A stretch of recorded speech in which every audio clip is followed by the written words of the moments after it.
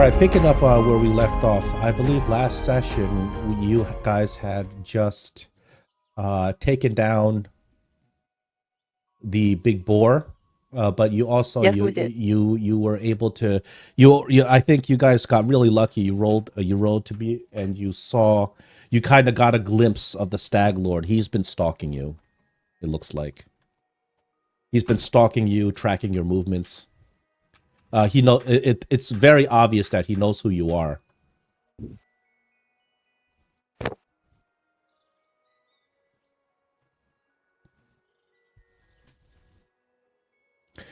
And I think that you guys had mentioned at the end of last session that you were trying to go after the one of the side quests, the fangberry thicket, right? Yep. Yep. Yeah. Okay, so previously I think that maybe I had miscommunicated what Bulkin said to you. He said that the fangberry thicket was south, about 50 miles south of Oleg's trading post, not 50 miles south of his location. I think you guys were marking 50 miles south of his location. Yeah, that's true. Sorry about that. We were. And a hex is how much again? Hex is 12 miles.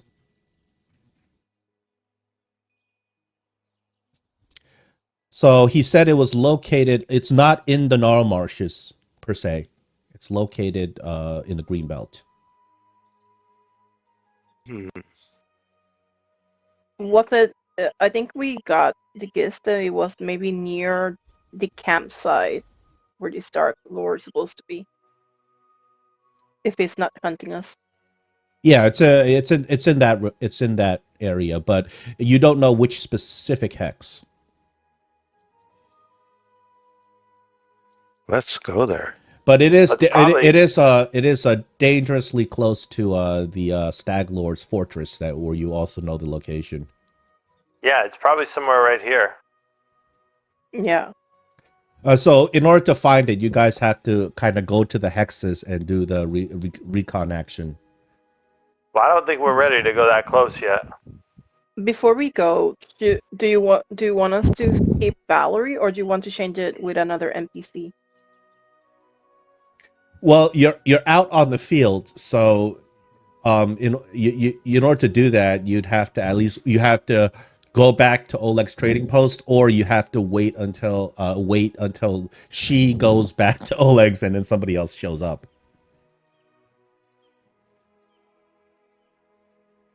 Yeah. I think we're okay to just keep going as we are. Yeah, just because if we don't do the fangberries, I'm not sure what else we do. Didn't we have some other quests? We've pretty well done most of them. Let me check your quest log. You did cut, and I gave you Cast the scanner? I gave you the experience points, so I remember that. Yes, you did. That's it for the side quests that you have in the world. You have another side quest, but that's part of taking down the Stag Lord. You have a side quest to find Falgrim. Yeah. Yeah. Okay, so I say let's do fangberries then. Yeah, But, let's go there.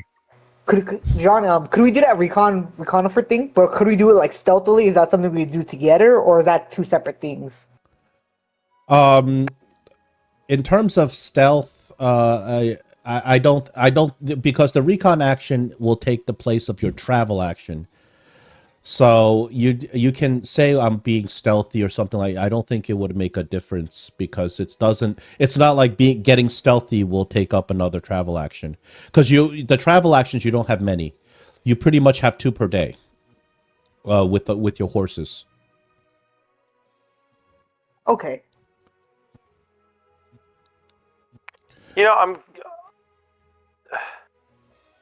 You're saying, now that I'm thinking about this, are we actually riding the horses? I would assume so. I mean, you have to ride them to get the benefit. Because without the horses, you're moving. Well, in the Gnarl Marshes, because it's difficult terrain, you're moving half a hex.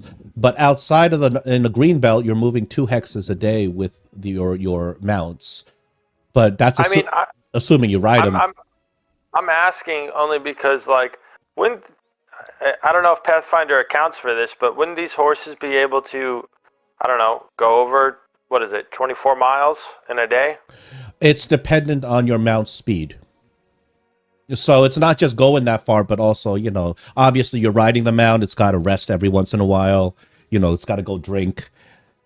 But when you can do things like a forced march where you push it to go farther, but eventually you get tired. So when you get tired, I consider it as a group. It's you and your pack animals. You're all fatigued. So if you do a forced march, yeah, you can go extra, but you're going to get fatigued. Or at that night when you camp, you can't do camping activities. So that's the restriction. Like if you're in a rush for something. Here's a question. What if we were sleeping in the cart or something along those lines and took shifts while we're traveling? Well, your horses will still get fatigued. Sure, but I just meant for the player wise. I guess that does make sense. But when it comes to like kind of imposing fatigue, I'd have to impose it on you as a group. For instance, I would use fatigue to kind of instruct about how far you can travel the next day. Okay.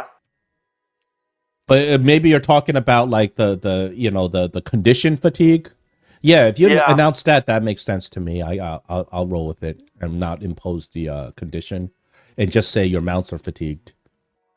Okay. No, like I said, I was just curious. Yeah, the travel rules are they're meant to kind of start restricting how far you can physically go. Yeah. So should we move to the east out by the river? Yeah, just point out where you want to go, and we'll make the travel action. Well, I was thinking to move maybe out this way. Get by the river. Yeah, because the river seems to be clear terrain. Okay. Maybe go. I love. Oops, sorry. Well, because you were between hexes, you can get to across the river by the end of the day, I think. Right. Okay. So we can move you over here. You moved out. You moved out of difficult terrain, so you can move a little bit more. You can move an additional hex at the end of the day. Oh, so we can go one more hex beyond this? Because when I charge you a hex when you go into difficult terrain, so if you come out of it, I'll let you do the full movement. So you can get to like if you're here, you can get to. Well, let's just say you get to this. You can get to this. Perfect. Let's go there. Or I like being on the river myself. Well, this is the end of the day. Yeah, this is the end of your travel day today. So, question, guys: do you want to continue going down the river, which will make us be more near the Stag Lord, or do you want to move one more tile to the side and just go down like this way? So we don't. I'm fine going down the river, but that's partly because I'm very comfortable with rivers. So to me, it doesn't matter. I like water and rivers. So this is the end of the day. It's sunset now. Would you like to set up camp? Yeah, whoever sets up camp, I will try to camouflage it. There we go. That is a critical success on your camping. Woohoo! I want to try and camouflage it. I might have.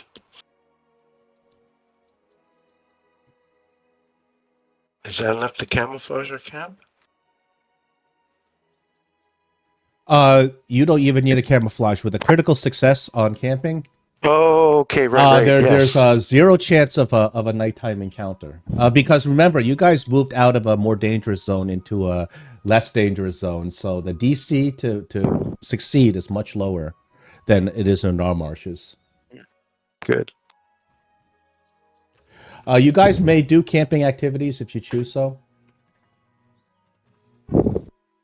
Cool. So I'm gonna use my camping activity to work on that ogre spatter poison. Okay.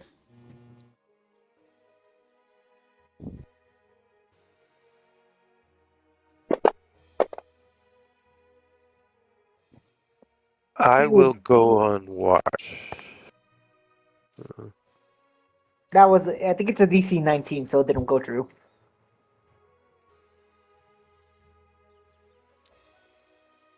Yeah, you need a. Well, it's a regular fail, so you don't. It's not a critical fail, so you're not destroying the materials or anything like that. Sweet. Hold on, I got some. Anybody else want to have any camping activities? Yes, I want to interact with Tristan. Okay. What do you say to Tristan? So I Hey. will need. Yeah, Tristan is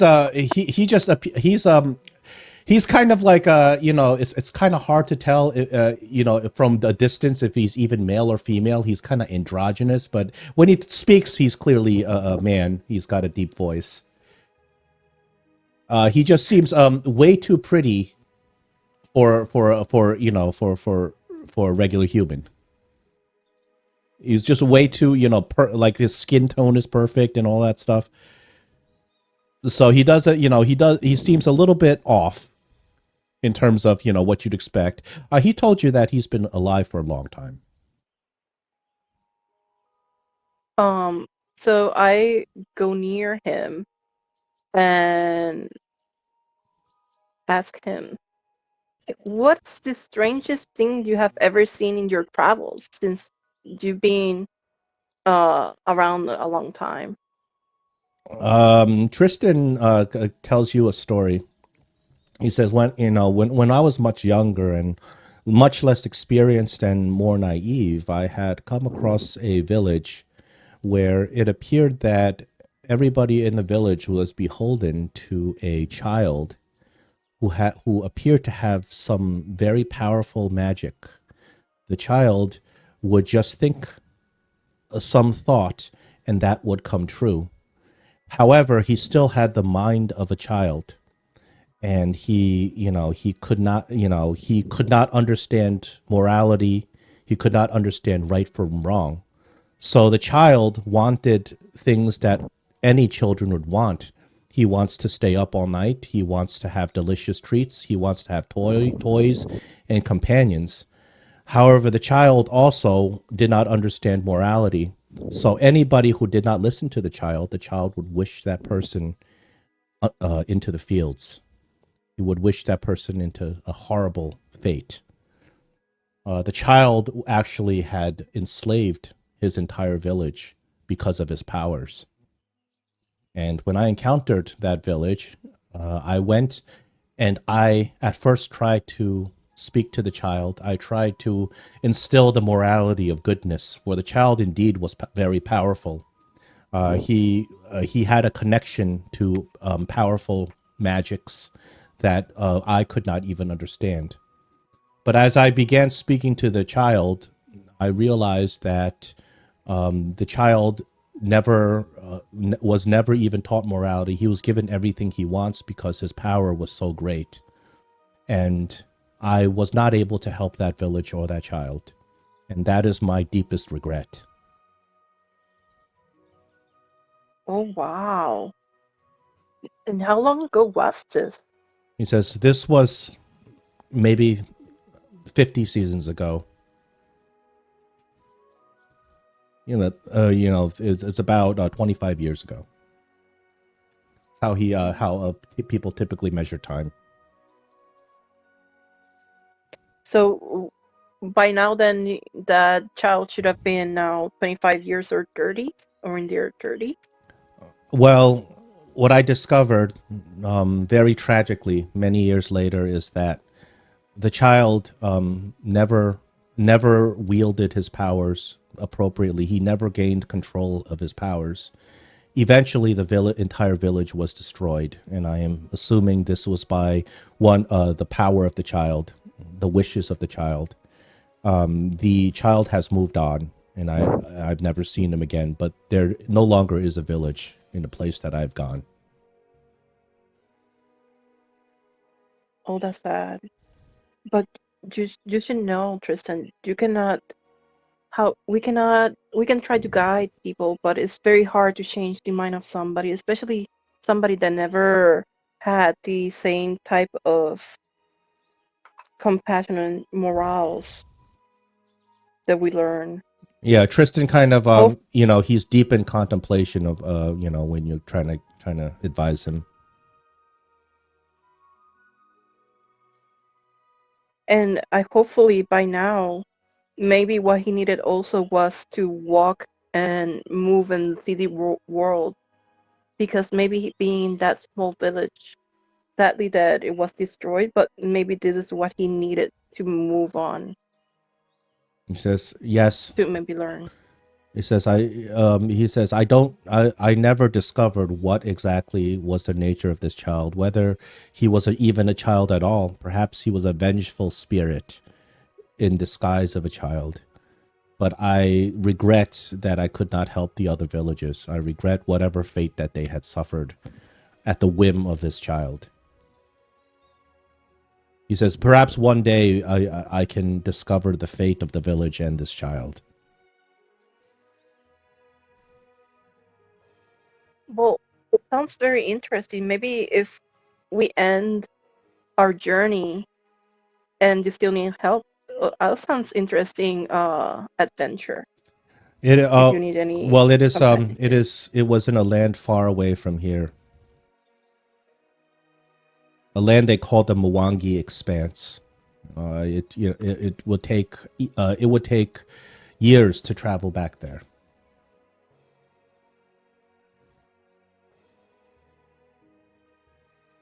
You may roll an influence on Tristan. Okay, and that would be Use whatever you think makes sense. Persuasion Okay. makes sense. If you're talking morals, religion.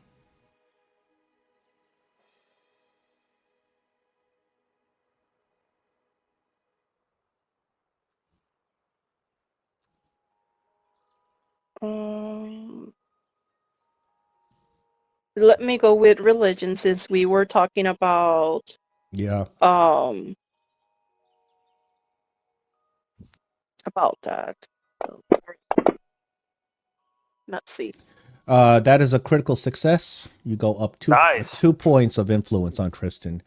Tristan, he's a very good-natured person. So as long as it appears that as long as you seem good to him, he is going to be easily influenced. Nice. Anybody? So how Yeah. Go ahead. how far in the journey of making Tristan be over friendly are we? Oh Like well, halfway? I can't tell you exactly how. Like every NPC has a different maximum influence. I will tell you when you're maxed out on their influence, but I can't. I don't tell you exactly how far. But he is definitely very friendly to you guys because you spent a lot of time. You not only did you save his life, but you've also, you've traveled with you. You've battled together, so he's on very friendly terms. He's a recruit. He's a playable party NPC. So right now he's going to stay at level 1. But when you guys get back to Oleg's, he is controllable if you want to. He's optionally he like just like Valerie, you can level him up if you'd like, and equip him and use him as a playable NPC. Cool. Perfect. We have an extra Yeah, healing type. so I don't tell you exactly what happens when you reach certain influences with him because that's part of his story and whatever evolves from his story and how he affects the world. So that's kind of, I don't want to spoil all of that stuff. But obviously, the higher the influence you get on all the party members, the better. The more you're going to see of their backstory, and then at certain points, many of the party, actually all of them, they have their own stories and quests that you may undertake with their own rewards. So I'm not going to tell you when a story quest is. There's some conditions that have to be met, but I'm not going to tell you when a story quest will activate. But I'll make it obvious. I'll be like, okay, this NPC, like Valerie, comes to you and says, I have this request of you, and then you have like a side quest to do Valerie's, NPC quest. But there's certain Hey, I got a question. yeah. Have we found where the hell is Tartuccio? Artuccio has disappeared. He got away when you guys went faced off. You fought him over here.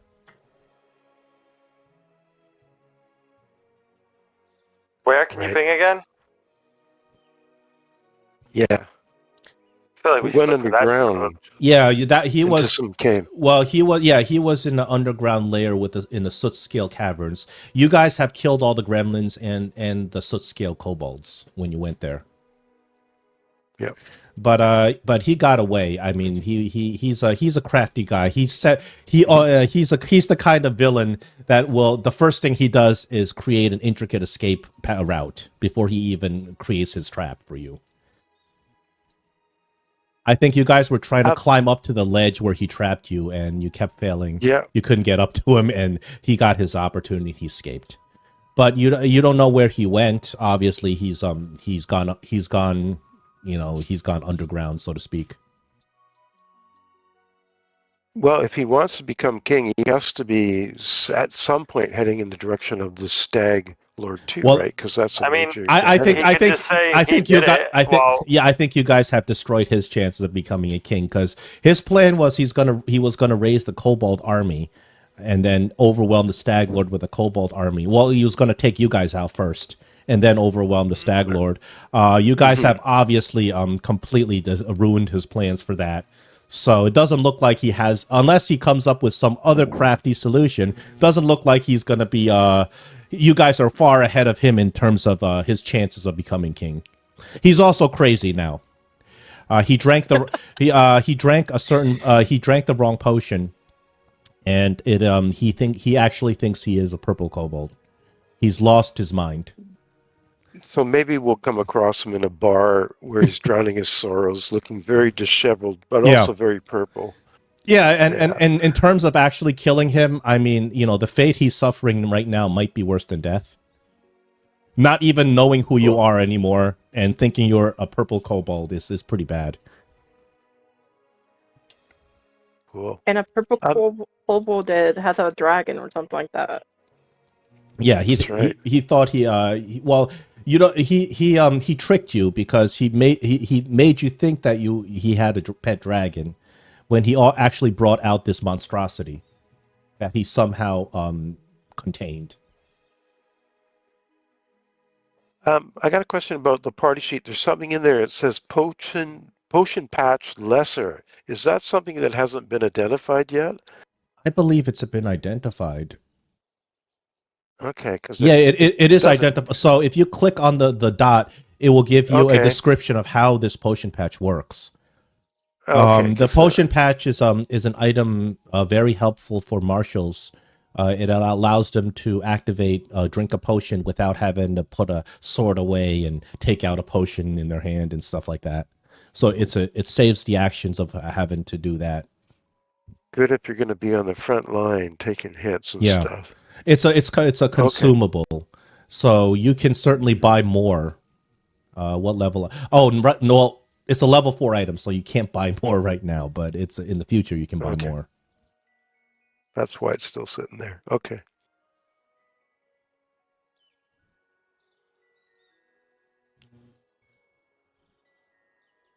And if nobody else wants to do any camping activities, Valerie asks everybody join her by the fireside, where she's going to complete her tale of Shaylin and Zun-Kathan.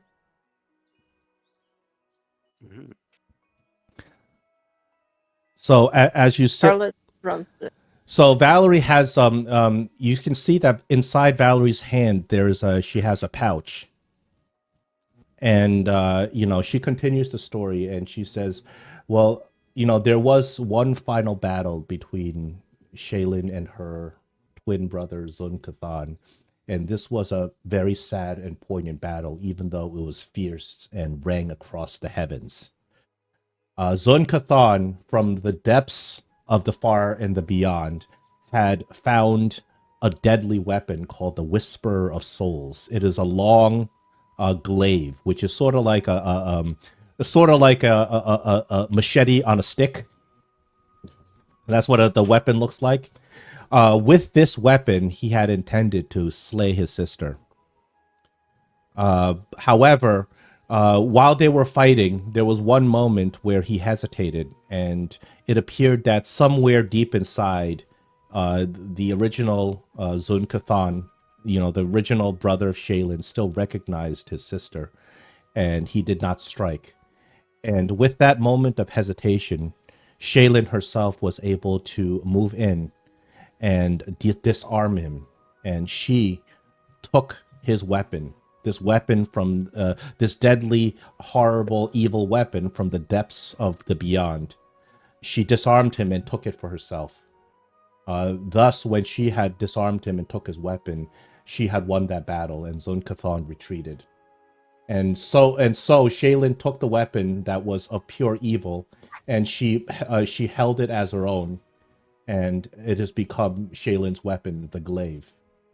And then Valerie takes out her pouch, and she takes out a folded up piece of canvas, and she says, when I was in the Church of the Eternal Rose, as a champion of Shaylin, we all had to assume an art form that we practiced, and in the worship of beauty. And she said, for me, it was painting. And she opens up the canvas to show you a painting that she had done of this moment between Shaylin and Zun-Kathan. Oh wow. Dramatic.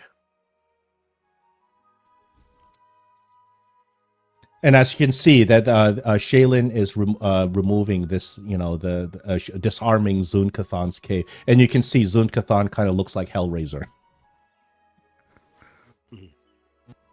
And she says, this has taught me the principle of even though I had spent my youth worshiping beauty, we understand that beauty only exists in the context of everything around it.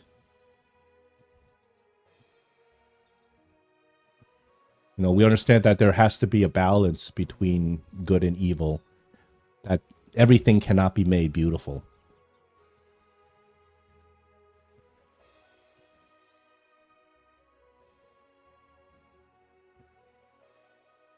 Oh wow. Thank you so much, Valerie, for teaching us about the history of Sukatan and Jalen. Valerie kind of smiles. She feels good that she's, at least, even though she has given up her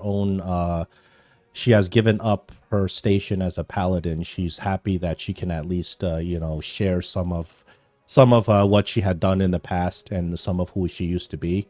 Valerie also fixes your shield, Gunthar, because that's her special camping activity. Nice.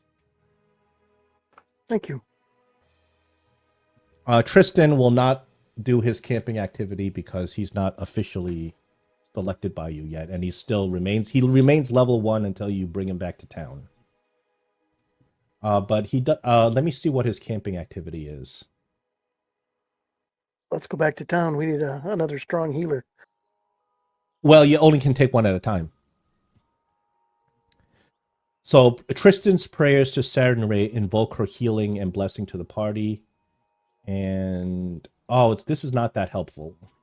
You heal more from a long rest with Tristan, but the thing is, you guys usually are healed up anyway. Yeah. Because you guys usually heal up before you rest anyway. So that's not so helpful. Yeah, once again, Lindsay's probably the most helpful. That's also true in the video game.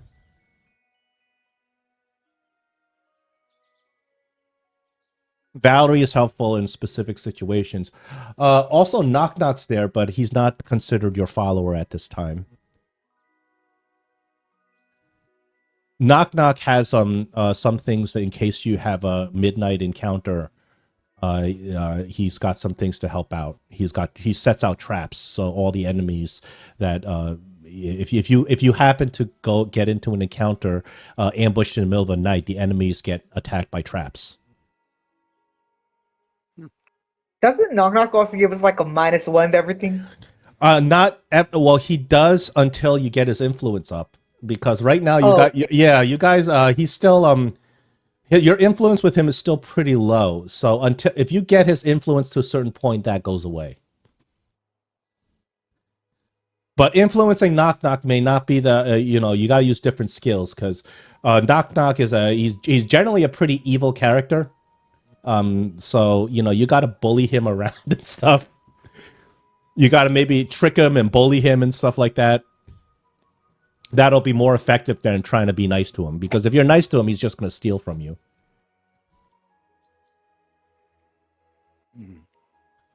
Right now, we're just saying that he's following you, but you don't let him into camp, because every time you let him into camp, he just causes a mess. He eats all the food. He just leaves filth all over the place, and he's been known to start pilfering your stuff. So you guys can't really trust him to be in camp itself. So you guys kind of let him camp out with the horses. I think the person that has the most control over Knock Knock right now is Ariman. Yeah, well, Ariman's the only person who's really interactive. So Ariman bullied him a little bit. So because he's scared of Ariman, he's less likely to be messing with you. So the more you scare him, the more he'll be obedient. I mean, that's how evil characters work. You can't, if you're nice to evil characters, they just take advantage of you. But it depends. If you interact with Knock Knock and you get his influence really really high, if you want to try to make him a better person, you can try that. would I be able to convince him by teaching him how to make an alchemist fire? He would love to learn how to make an alchemist fire. He would not use that for good. Next long rest. Okay.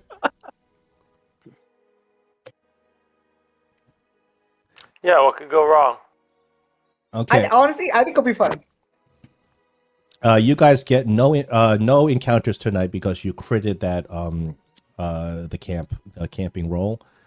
The next day dawns, and you guys are ready for another day of travel. Yeah. Shall we go down river a bit? Sure. Remember, you have 2 actions now. So this is one. Yeah. This is what. Do you want to be in between hexes, or you want to be here? Well, I guess as we're coming down the river, we pass that. Do we see that tower up on the hill? Is there a tower there that's up on the hill? Well, you can check it out. You'd have to spend a recon action to do so. What does people think? I think we should do a recon action on it. It looks interesting. All right. Let's do But it. remember that this is where Yeah, Stag Lord is. that's where the Lord is. But remember, that's like that's like 12 miles away. It's so even though on the map nobody can see for 12 miles necessarily. Yeah.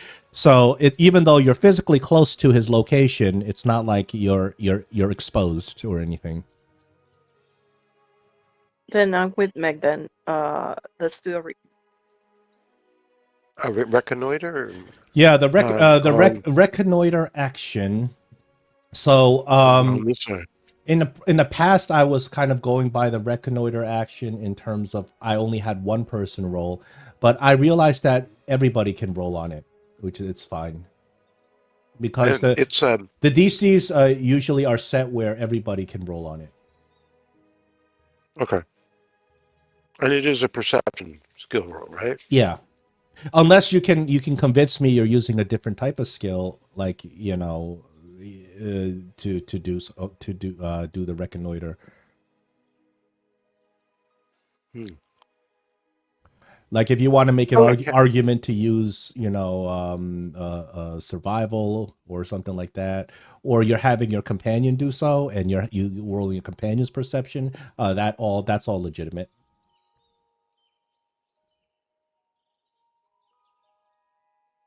I can't think of anything I'd use unless Arcana. Arcana wouldn't be able to be used though. Makes sense. If you see a I'm gonna big, use if you perception. see a big glowing tower and you would like to use it, that would Yeah. make sense. Well, and if I saw a haunted one, I would try occultism. Okay. But that was what I was thinking. But I'll just run my perception. Oh, I got okay.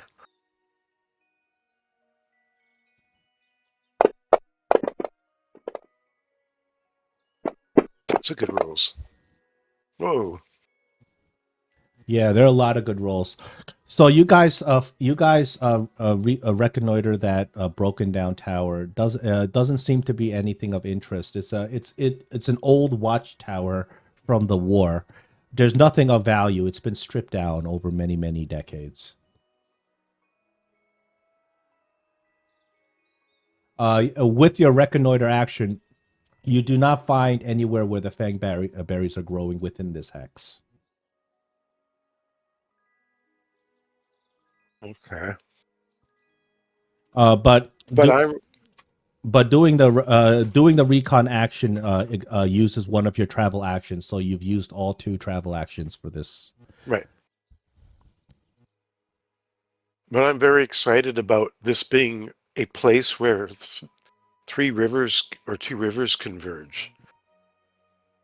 That's amazing. The river makes in sense. this area gets very shallow. It's even a place you might be able to even cross on foot, because you notice that the river in this area where it's crossing, because of the foundation beneath the river, it's about 3 feet. So there's areas on the river where there's stones and it's actually crossable. It's a ford. You were Okay. right, John. You said it correctly. It was all a trading post. I don't know why I changed my mind at one point during our travel.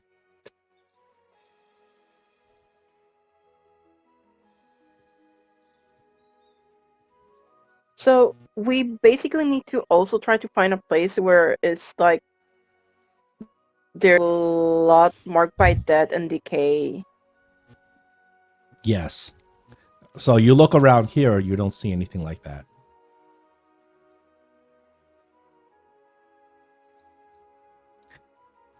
So it's sunset now again. Do we have to camp again? Yep, time to make camp. Yep. Unless you want to push through the night, which you also have the option to do. Doesn't seem wise, seems how close we are to where we know the Stag Lord's supposed to be. Yeah. The Stag Lord. Obviously, you don't see anybody. You don't see anybody in the bushes. You don't see anybody obviously following you. But the closer you get to where you know the Stag Lord's fort is, you guys are feeling kind of on high alert. The skins on the back of your neck are kind of standing up. You just have this feeling that you're kind of near danger and somebody's watching you. Somebody's watching me. Yeah.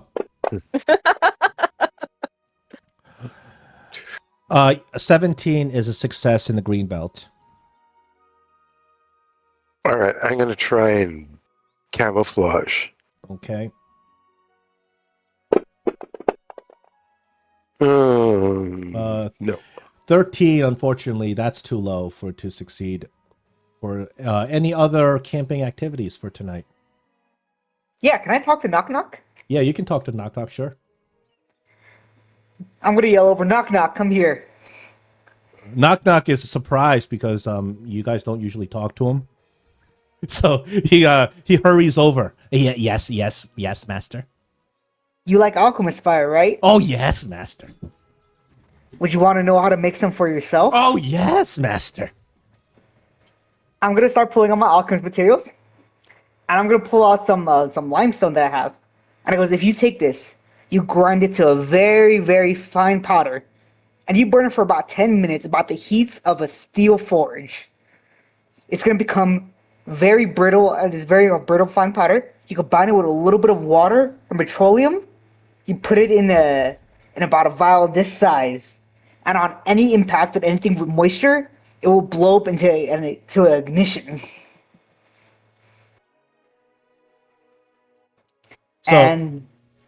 So I'm going to as your Knock Knock listens extremely intently. This is his favorite thing to do. Setting things on fire is like his his dream come true. So he's gonna get a bonus. He's gonna try to learn from you. So he needs to roll a perception check. I gotta pull up his character sheet, but I'm giving him a huge. I'm giving him a +4 bonus. This is his dream come true to learn how to make alchemist fire. So I'm gonna do a +4. Let me look up his perception. Okay, so.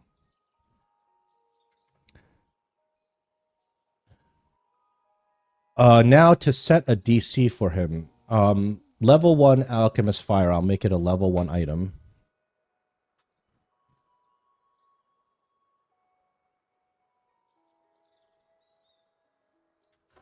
Okay.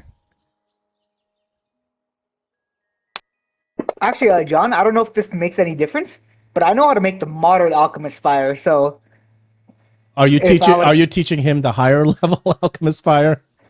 would it be harder for him to learn? Yes. For now, just the lesser. So he successfully learns how to make alchemist fire, and he excitedly runs off to start making his own. I think Knock Knock's gonna burn everything down. Not us though, right? Like other things. Good thing we're near a river. I'm automatically giving you because this is something that Knock Knock loves so much. I'm gonna automatically up the influence for that. Ooh.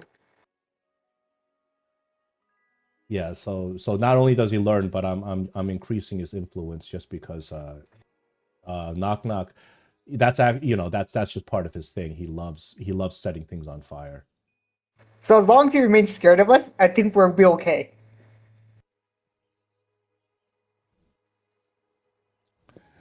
Okay, Knock Knock, gonna increase his influence.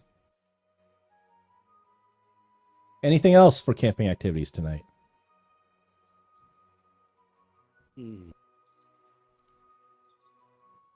Not in Well, my I probably, before the sun's finally down, I probably journey just a little bit around the shore banks, because I know that where rivers come together is often where boats are wrecked or rafts are wrecked. So I'm looking for any kind of boat or raft. You find plenty of evidence of wrecked craft over there. There's a lot of people who have tried to ford the river through this area. Because this is there aren't any roads coming through this region in the Stolen Lands, and anybody who wants to travel through this area for any reason is going to have to, if they want to be completely safe, they're going to try to stick to the river.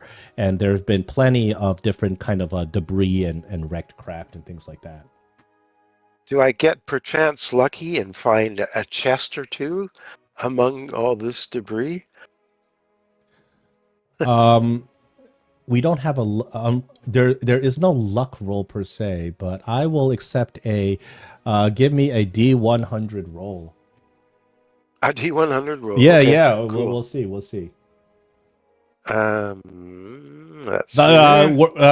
gonna go Cthulhu rules. The lower, the better. Okay. Cool. Oh. High. Bummer. Oh, I'll give you. Oh wait, I can. No wait, I'll hero point it. Screw that. I'll hero point it. I don't think you can hear. Yeah, it's gotta be a D20 roll to hero point. You never said that, John. You never said that. What do you mean? I never said that. That's well known. Okay. that's a part of the rule set. Whoa. Do you really think it's worth that?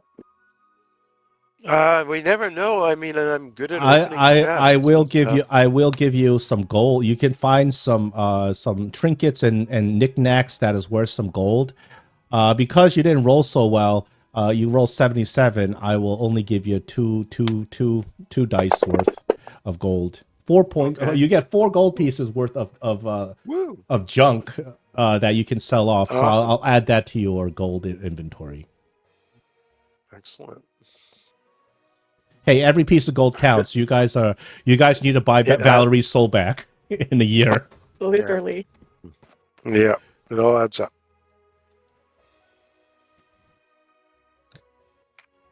Originally the price was 10,000, so you guys actually negotiated that price down to 5,000, which is actually a huge difference.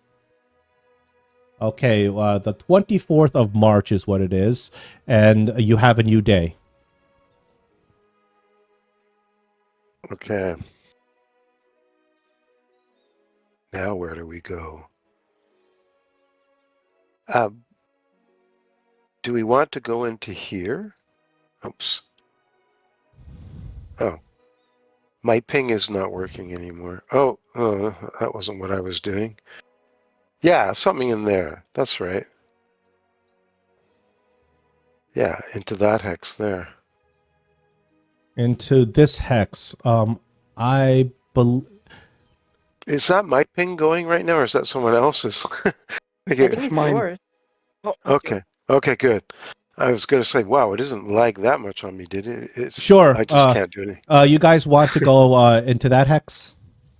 Yeah, I think so. Because we've been in this hex here, correct? Where my I ping. think the one next. You've been into... Yeah, you've been... That's Yeah. where you fought the Tartuccio. That's where you took Okay. Tartuccio. That's where Tartuccio's cavern, the soot scale cavern. You have not been into the Yeah. hex to below that at all. Yeah. Okay. Good. That's what I thought. Then we want to move to here, right? Into the hills with the little woodland in there. As you're traveling down here, you get into some rolling hills, and the because they're rolling hills, they kind of obstruct what you can see in different directions as you look around. But you get a strange sense that there's something watching you over here.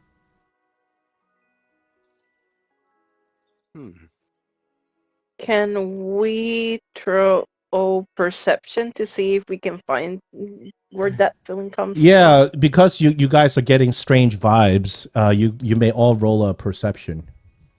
Okay.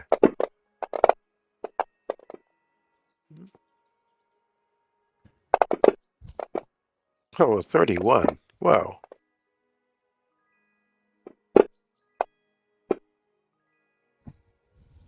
Oh, that wasn't supposed to be occultism. That's 17. That's a 22, John. 22. Okay. Let me see. No, you guys. Scarlet rolled a nat 20. So Scarlet, you see a wolf-like creature just behind a hill, very close to you guys. It's about maybe 60 or 70 feet away from you while you're passing by in a narrow ravine. The wolf creature appears to be following and eyeing you. Guys, we're being followed by a wolf creature throughout those hills. Is it a really large wolf? Are we looking at a really large wolf? Yeah, it's a really large wolf. It's supernaturally large. Oh. Mm. Would Can I my throw a nature check to know if maybe I know what it is? Sure, you can roll a nature check. And I was thinking I would roll an occultism. Can I roll an occultism? I'll take an occultism. Okay. Both of them are successful. You recognize this is not actually a wolf. This is a creature called a warg. Ooh. Oh. At least there's only one of them. Or is there only one? You only saw one. So they are even though they resemble wolves, they are actually spirit. They are actually kind of they're monsters. They're spirits. They're highly intelligent, and they are usually able to speak and communicate. They are plotters and schemers, and they usually have lesser wolves kind of as their minions. But these are generally dangerous monsters that roam the wilds. They are intelligent enough to plot and plan and to make deals and to speak. Guys, there's a warg following us. And how far away is it? It's right behind the hill to where you guys are moving, so it's it's the only thing that's obscuring it is a little bit of a hill. Now you guys are also passing by a creek. I meant more like in feet, yards. It's maybe 60 feet or so, something like that. But Okay. it's kind of keeping itself obscured and out of your line of sight. It's just that your keen eyes have just caught it right when it was kind of dashing or hiding itself away. But it's clearly stalking you. I mean, you guys think that it's been following you. I don't like this. Do we know? Is there any rule that can be made to know what sort of language? Are they intelligent enough to communicate in a language? These wargs? They can speak. Okay. Yeah, you Do we know what from language? what you know about them in terms of their the legends, they generally can speak, and they generally would learn the language of the land as well. Because not only they typically will they're plotters and they're schemers. They're usually very greedy for certain things like magical items. So they will try to set up plots and schemes to try to remove adventurers from their belongings. They kind of remind me of winter wolves in D&D Yeah. almost. But the winter wolves can't actually speak. The wargs are actually intelligent enough to communicate with you. Interesting. Are we talking about the same type of wolf-like creature that normally orcs have as a mount or something like that? Yeah, same thing. So wargs do like to ally themselves with goblins and orcs and other nefarious kind of nefarious kind of beings that are intelligent. It's usually a deal. It's not like they get tamed or anything. It's a deal between the warg and whatever creatures they ally themselves with, because that the deal they make, the wargs usually get something out of it, because they're not unlike an average animal or a beast. They're smart enough to know how to get what they want. Interesting. I didn't think that orcs were that intelligent. Hmm. That's what makes them not a standard wolf.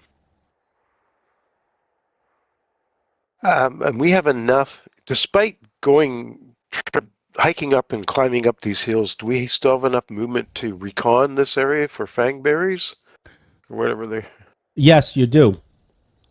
You Okay. can attempt a recon, but you kind of got this creature that's might be Right. a bit of a But threat. that might be a good thing though, because we'll be observant and perceptive while we're looking for them and probably not going to be surprised, right? I'm hoping. Do we know if do we get enough information from our roles to know if they're a pack animal in attacking, or they're lone? From your lone roles, you know that the warg itself likes to subjugate wolves, which are the regular forest wolves. The wargs know how to control them and turn them into their minions.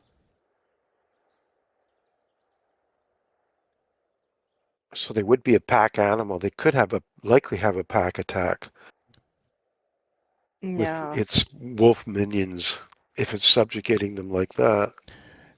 So, question: this thing's intelligent enough to maybe want to make a deal. Is this something that we want to wait for it to act first, or do we want to kind of like acknowledge it first and see if we can talk to it first?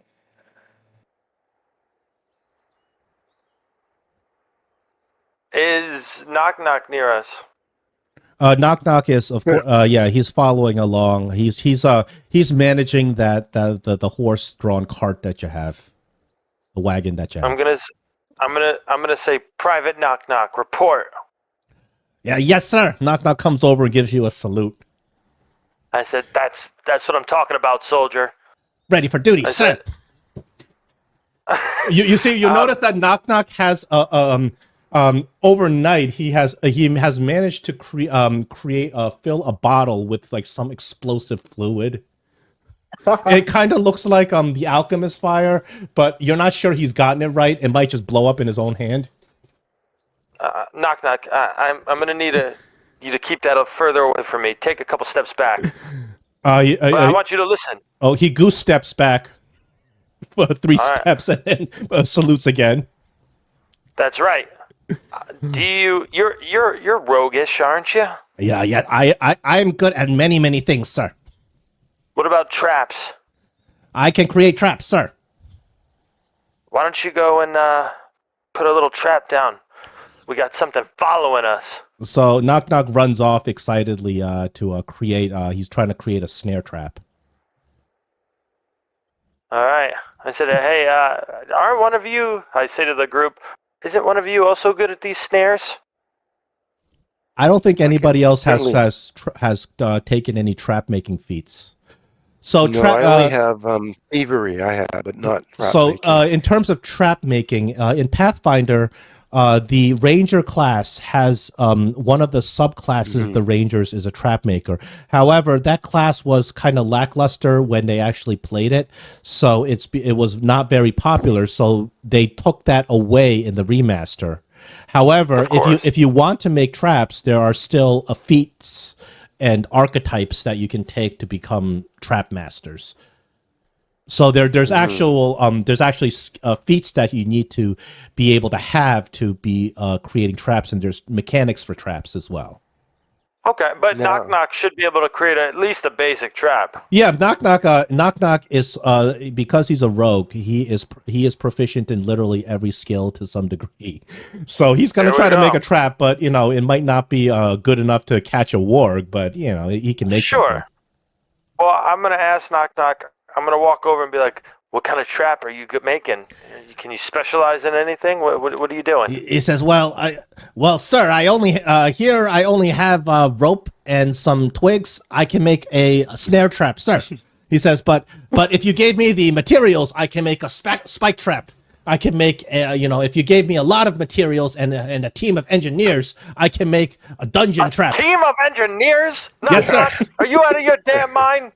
Well, how do you expect me to make a trap with spikes falling from the ceiling without engineers? We are outside, Knock Knock. Use some ingenuity. He says, "I can dig a All right. hole, make a spike trap, sir." What about what's that bottle you got there, Knock Knock? Oh, it's my new invention. It's Knock Knock's Alchemist Fire. Double the I potency see. of a regular Alchemist Fire. And And it makes a big boom, yeah, Knock Knock? and he starts shaking the bottle, and you notice that there's fluid leaking out of the cork. Like he hasn't made it very well. Like it can explode in his face. Yeah, Knock Knock, Knock Knock, stop. Listen, what do you think about using that for a trap? He says, "I can try, sir." I think you could come up with something real good. Maybe that once it triggers the trap, it can go and make a big boom. He says, "I can make a rope trap." And he says, "I will make a rope trap, and when the rope trap is tripped, the hammer will come down and break the bottle, and boom!" And he throws his hands in the burns him. air, and he spins around. Oh, that's perfect, Knock Knock. All right, but you got to make sure you hide it really well, and you got to make sure that nothing can smell it. Do you understand what I'm saying? So I think what you could do. He says, You're a goblin, he aren't says, you? That's hard. And the thing is, like, you can even smell the petrol kind of leaking Yeah. out of it. You know what? You're a goblin, aren't you? He kind of When's checks the last himself. time you Yeah. showered? Shower? What's that, sir? Yeah, exactly. I have an idea. Why don't you rub your hands in your armpits and rub it all over this bottle? Try and get your scent all over it. He starts rubbing it all over himself, and you realize that the he's shaking it and mixing the volatile solution inside, and he's gonna. I'm gonna roll a D100. Low is good for him. Okay, it doesn't explode. All right. I think that's good enough. Why don't you go and set that up? Okay. Knock Knock rushes off excitedly because he wants to see his thing go off. Because it deals with pyrotechnics, I'm giving influence points on Knock Knock. There we go. He loves this. His dream is to set everything he can see on fire that can burn. So influence goes up. Knock knock rushes off to set his trap. I look at everyone and say, I think we should get in position and hide a little bit. You like the idea of hiding? Yeah, there are a couple of Always bushes good. around in the area that you are. There's a creek, and then there's a couple of bushes.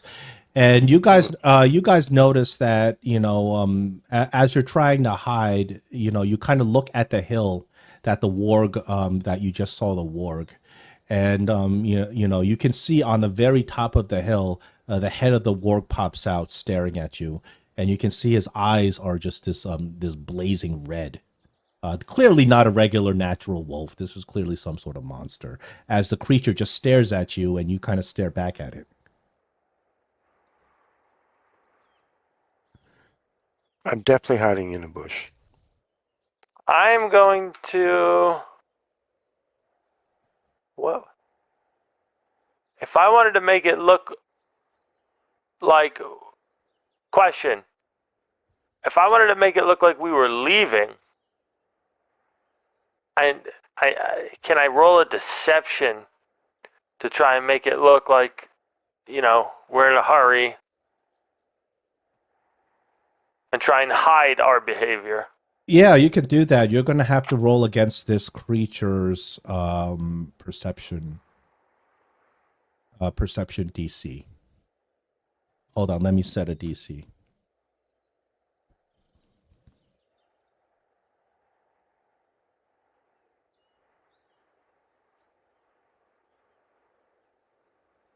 Go ahead.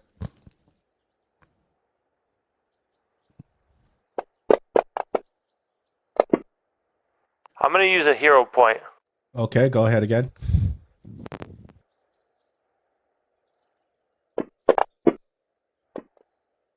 Better. The That's not crafting. What the hell? So hold on. That was a 16 plus 9. 16 plus 9. 25. So you're not sure if you have deceived the creature or not, but the creature, kind of the head popped out for a second, but then the head went back down. As you guys are doing, you guys are kind of pretending like you're gonna leave. That on a 25, right? Yeah, on the 25. Okay. Good to know. I mean, you can't be sure, obviously, because you don't. Yeah. We're not watching it. Yeah. We're leaving. Yeah, but it's not kind of open exposing itself at this point. It's just kind of in the hills. All right.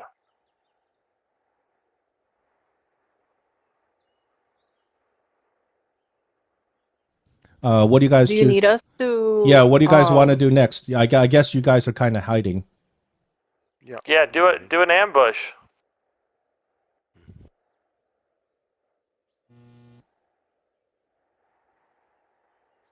Are you guys going to try to sneak up on it and get to where it is? I'm just going to stay in the bush. Do we get the sense that they really want to hunt us? You don't know from what you've seen. I mean, you know that this creature is actually, it's clearly following you. I will actually put you on a map so we can see this better. I'll put you on a map here. So this is where you guys are at the moment, and the location of the creature was just right over here. And where would the trap be for Knock Knock? Let's say Knock Knock put his trap over here. Okay, I'm gonna hide here. Can I go up the tree, or is that a bush?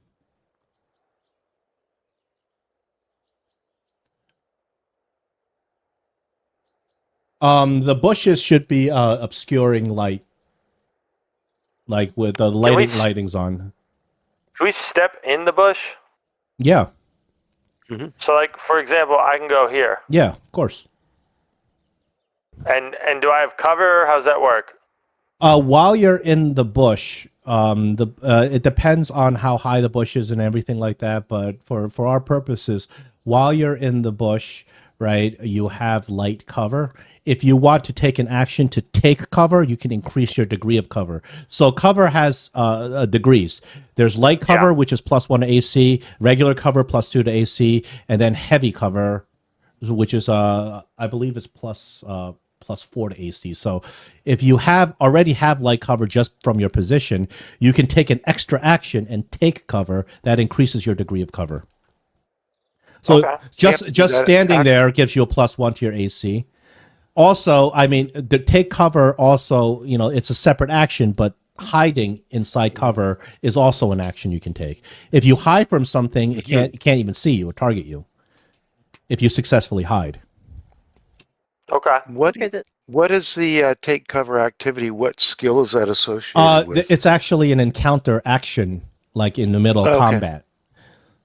Okay, so it's not per se an activity. Yeah. I mean, but if you want to say, listen, before combat begins, I'm going to be taking cover, I'll take that. Okay. Yeah, I'm going to be hiding deeply in the bush before encounter even begins, and I want to begin with heavy cover. That's fine. Do we need to throw stealth for us to cover or hide in the bush? Cover and stealth are two separate actions. You can have either or both. Stealth is actually you don't want the enemy to even know where you are, so you roll a stealth check. Cover is just an action you take to increase your cover. Okay, then I'll throw a stealth just to do that.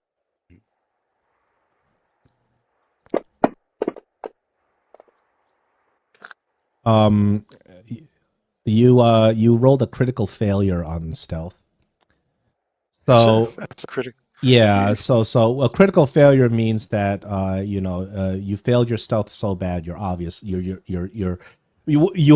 red leaves are clashing with the green leaves and it's obvious where you are. I can see it so badly. Now, would we be getting any sort of benefit if I deceive this thing? It depends. If I did, yeah, I'm saying if I did well enough or whatever. You don't know. Yeah, you don't know what the creature, because the creature kind of just disappeared, so you don't know what you did in terms of deceiving it. It depends on how you want to kind of handle the situation. Well, I wanted to come into that trap. So if you want to come toward the shop, you'd probably want to go like behind it, like as a group. Yes. Okay, so we'll move right here. Isn't that where the trap is? Wasn't it around here? All right, I'm gonna move to here then. I'm confused. Was it around here? Can we ping the trap? Yeah. Well, I wouldn't stand within 5 or 10 feet of an alchemist fire. I don't know what the range is, but I'd stay away from that bush. No. Yeah. Yeah.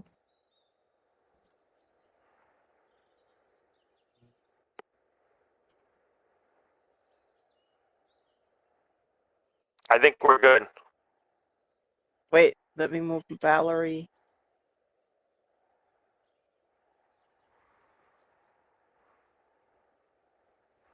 So alchemist fire just splashes 5 feet. So it's like 5 feet from where the origin point is. So like let's say.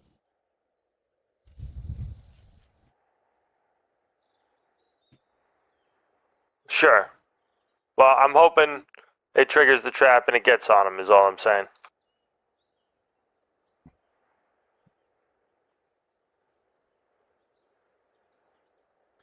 So, you guys are just going to wait here? Well, I have a question. Could I make myself and be on the lookout, right? Yeah, could I be out here and kind of make myself like as a distraction? Maybe it thinks I'm isolated alone, like pretend I'm going to drink some water or something. Oh, so you want to draw its attention. Hold on, let me just so we're clear, let me draw a outline of where the location of the trap, so we know what we're doing.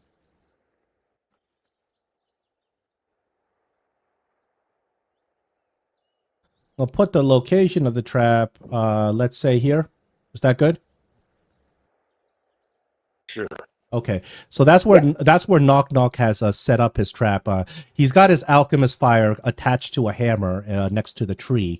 It's hidden, but there's a like a trip wire here, and when a creature goes across the trip wire, they activate the trap. And the idea is that this alchemist fire, this hammer is going to break the bottle, and the alchemist fire is going to explode. Is it only? Talos, while you're over Is it there, only? can you roll a perception? Yeah.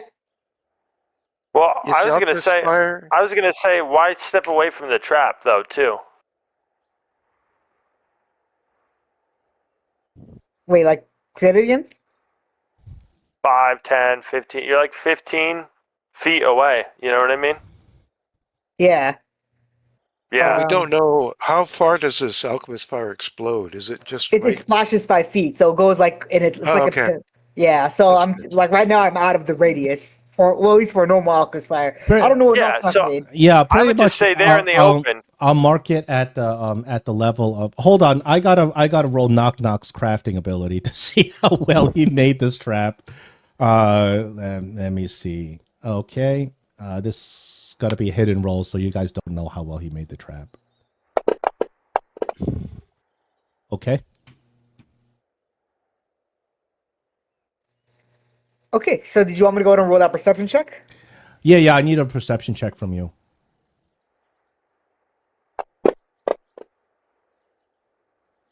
Ooh, you are very perceptive. There's something in that bush that you were right next to. That something was in that bush and was hiding in that bush, but you are perceptive enough to kind of see it. It appears to be some sort of animal. Kind of, you see a patch of fur moving around in there. So there's something else in that bush. And does it seem? I would ask Talos if it seems to look like a warg, or what the behavior looks like. Well, Talos didn't Is see it the hiding? warg. Yeah, it's definitely it was trying to hide from you, but Talos caught it. He saw like a patch of fur move around inside the bush. Yeah, there's something stalking from inside that bush. Stalking. Okay. What I'm going to do is I'm gonna walk down here. I'm gonna pretend to use the. Could I like roll deception? Pretend I'm using the bathroom in that bush. So see if it walks down. Yeah, right on Neg. Meg, you should move a little over. No, not that. The what you saw was in this bush. Okay, so I'm hoping that I'm trying to pretend to go on the bush. I'm look right above, so that way it kind of walks down toward the trap. Yeah. Well, as you move down there, whatever's in that bush is not moving. Okay.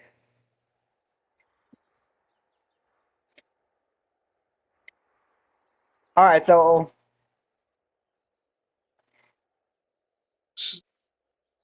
I could make my own alchemist fire in 6 seconds, and then throw one action I could make an alchemist fire and throw it in that bush. You could. Okay, yeah, I'm gonna just do that. I'm gonna make an alchemist fire, and I'm just gonna throw it in that bush, burn it. Okay. As you chuck the alchemist fire, because you can't really target anything because you don't know the position of the enemy, you chuck the alchemist fire into the bush. I'm going to roll a d4 to see if it doesn't hit whatever creature is, but when you do so and the bush starts burning, and I'm going to take the bush away because it's burned down, you see a regular wolf run out of there. The wolf goes into the creek and across the creek and hides in another bush. So this is not the warg. This is a regular wolf, and it runs out of the bush. It's not running to attack you just yet, and it runs across the creek and hides in the other bush. Okay. Talos, beware. Maybe it's an underling of the warg. That or it's a random wolf. So from beyond the position where that warg originally was, you hear a rough voice address you. The voice says, "I want you out of my home."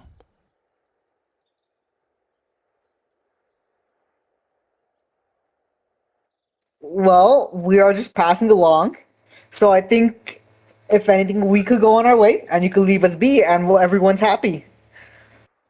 So the voice says, "You will go no further south." Do you know who I am? No. I yell. No, who are you?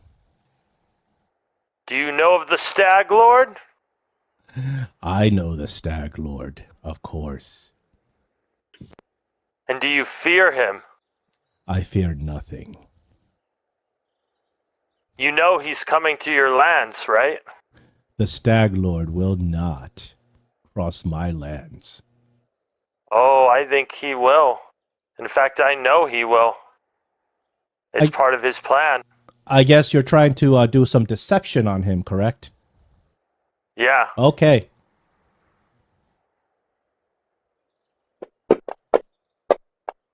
Oh, God, no! He says. Do you have a hero point? Yeah, I used it already. He says you speak in I don't even circles know why. and lies. He says the Stag Lord does not cross my lands as I do not cross his. Well, I guess you're afraid of him. I fear nothing. It is respect. Why would you respect someone like him? He is strong. Stronger than you? He says stronger than you. For now, maybe.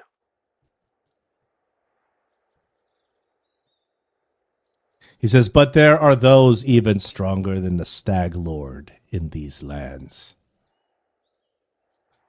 No, even if he says, I know who you are. I've been informed.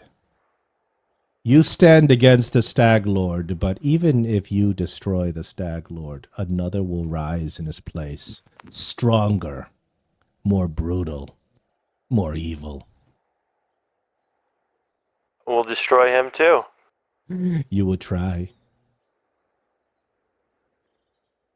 Can we see where this voice is coming from? Can we actually see the warg? So it's coming from this general direction.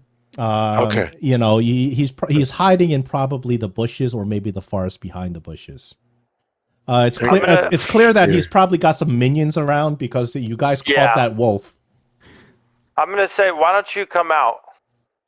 Why don't we talk face to face? So the warg actually you see the large shadow step out of the bush as the warg will come out and face you. He's happy to come talk to you. So this wolf is much larger than your average bear or average wolf.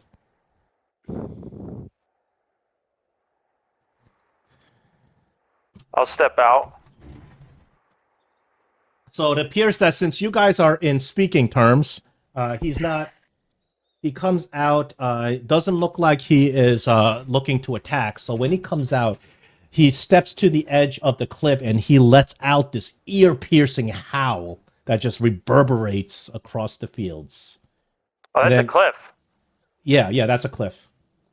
You know what? It does look like a cliff. How high up is it? It's about 5 feet or so. So a single climb would get you up this cliff. This warg doesn't look like the cliff would be a challenge for him to bypass.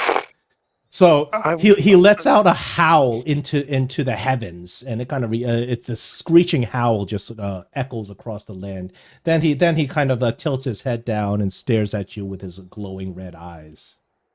He says, "I am called Howl of the North Wind." I want to use my keen eye perception to see if there's any wolves in the bushes behind him. Can I do that? Sure. You can roll your perception to look for his. I get a +2 if it's within 30 feet of me. It looks like it's about 30 feet. Let me see. Let me measure some distance. Okay, I will roll your perception first, and then I'll kind of calculate. Okay, should I roll it with the +2 I get for the keen eyes or not? Just roll it because it's some of it applies, Okay, and I'm just gonna roll I'll percent. take the +2 into account for anything within 30 feet. Oh, you roll a Oh, nat it's a 20. Okay, we got a bunch of wolves. We got wolves ooh, here. We got wolves here. We got you rolled the net. You critted the roll, so I'm giving you all the wolves. ooh. We got a bunch of wolves that you see now that you are aware of this creature. Your keen eyes do not betray you as you look around and you all of a sudden you start realizing there are wolves in every direction that are just stalking inside the bushes. I I notify everybody about it, including people that are a ways away with my messaging ability. I just message Yeah. it to them that there are wolves Yeah. So here so and there. so should you guys begin fighting, you realize that there's going to be enemies coming from all directions Eesh. Hey, I'm gonna say, why is it that you don't want us to travel south? because these are my lands. I protect my lands. So John, is he basically saying this hex or like some of the hexes below? Pretty much Just to get a so you guys are traveling along the path, which is the easiest path to. Actually, the directions are a little bit. Actually, we'll just say south is south. So you guys are traveling through the easiest path through this little valley. If you were to go around the valley, it wouldn't pass through his lands. He just doesn't. It appears that he has a territory that he likes to guard, and he doesn't want you in his territory. That's sort of yeah. his intention. You're not sure what is in his territory. You haven't even been here before, so you don't even know Sure. what exactly he's guarding, if anything. So obviously you don't want us here. Why haven't you just straight out attacked us? He says, "Well, I wanted to see if you could be made to see reason." I Reason? actually, Yes, there's no need for bloodshed. That's strange coming from someone like yourself, is it not? He growls and he says, "Like myself? What do you know of those like myself?" You're a predator, aren't you?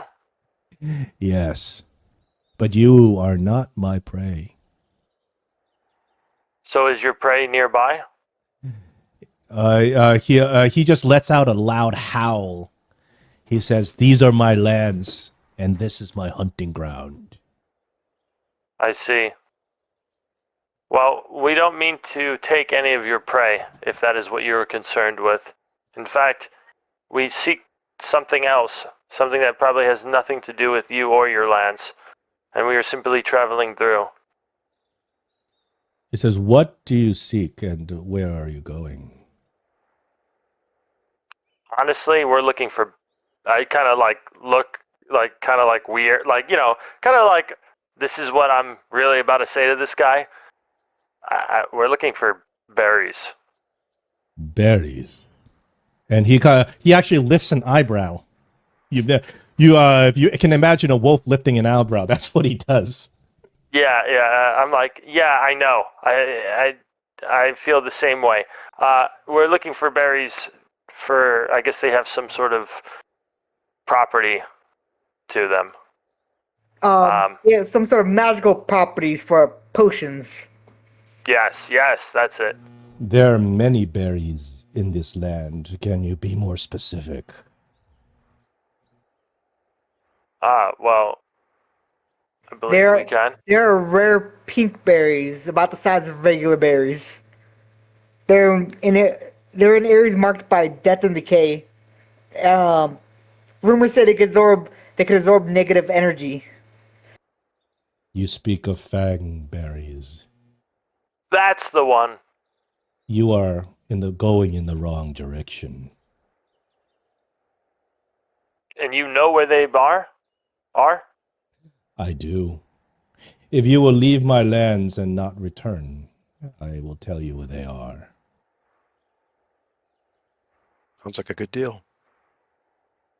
That sounds like a deal, but But What if you I would like to see how much experience I can give you towards level 4, we can throw down right now. I was thinking about saying something like that. I'm like, oh, you seem pretty strong. How many experience points worth are you? Yeah, so because a lot of these encounters, they're not, this is player driven, so I want you guys to make a choice of what you would like to do with the Howl of the Wind. And then Howl of the Wind says, he says, I know much of what goes on in these lands. The stolen lands have been my home for 100 years. I know of the Stag Lord. I know of the forces seeking to usurp him. He says, none of this impresses me. Every monarch, every evil that is defeated, another one takes its place.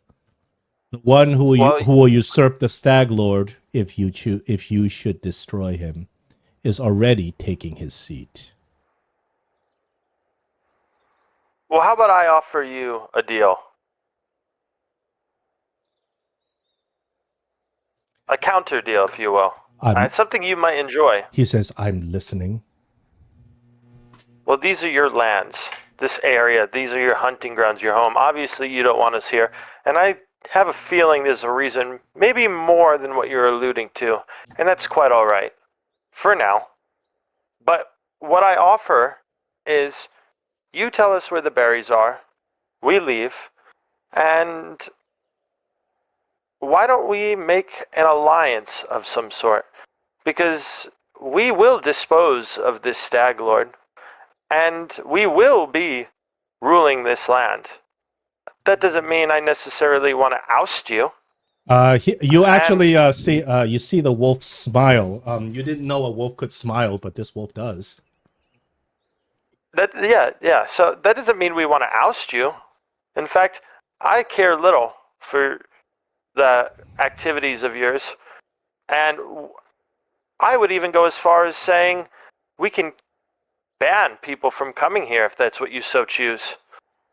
He says, maybe we can have a mutualistic relationship. He says, "Go on, and for your generosity, what do you ask in return?" That you are allied to us. Just allied. You do not want me to help you destroy the Stag Lord. Well, I don't know. Is that something you're able to do? He lets out a shrill howl. He says, "Let's see how high you can roll a persuasion." Oh, fuck. This is where guidance comes in, right? I'll let you do guidance. I'll let you do whatever is necessary for aid and guidance because it's going to be a high check, obviously. Yeah, and the way my luck is. Does Tristan have guidance to throw? Tristan kind of looks at all of you and he says, "That creature is a warg. His soul is dark and evil." He says, any deal you make with him, in the end, it will lead to nothing but suffering. Are wargs beasts or demons or fae? So they're considered magical beasts. They're not fae. They are in a category of themselves, so they're considered just monstrous magical beasts. Okay. I mean, the way I look at it is you could probably, reason with it. He says, yeah, and he says the Stag Lord has hunted many wolves. He has put arrows through the heads of many of my minions. He says, for me to bite off the head of his minions would not be unacceptable, but I need to see how high you can roll your persuasion. I say to him, well, if he hunts your wolves, what if I tell you this? What if I also promise to kill as many men as he killed your wolves, and I'll go further than that. That I will destroy him, and I will protect any wolves that I see that he may be chasing. I know where his bandits are. They travel these lands, the now marshes. They hunt your kind for sport. I'll kill him. I'll keep your kind safe. All right. With your role playing, I give you a +3 circumstance bonus. All right. It sounds They like can cast- you're negotiating with him in earnest, so it's a persuasion roll, right? Unless you're trying to Yes. trick him and later on you're going to stab him in the back. No, That would be I'm deception. being honest. Okay. So that would be a persuasion roll. You get a +3 GM circumstance roll. If anybody wants to do any other assistance, you I'll may. cast guidance on him. I can cast guidance on him. And give him a Guidance. +1. That's a status bonus. So +3 circumstance and a +1 status. That's a +4. Okay. Good odds. Valerie and Tristan, obviously, they are disapproving of you negotiating with this creature. So they're not going to help. Yo, no. Oh. Oh, it's still a 15. So he says, I know better than to trust a human. But in terms of what I had said before, I will tell you where the fangberries are, and you leave my lands in peace, and we never see each other again. Sounds like a deal to me. I can go buy it. So the howl of the north wind describes the location of the fangberries. They are here. You do not have to do a recon action. He gives you such a good description. They're right there on the world map. And he watches you intently to make sure that you leave his little valley. So you guys, there's other ways south past him. You don't have to go through this valley just to go south. But if you specifically go through this valley, you're gonna see him again. Could you ping again where he said they were? It was in 2 locations on my map. Oh, I didn't ping. I drew an arrow. If you could see. No, it was I by see an arrow. accident. Sorry. Oh, So it wait, was just Isn't that north?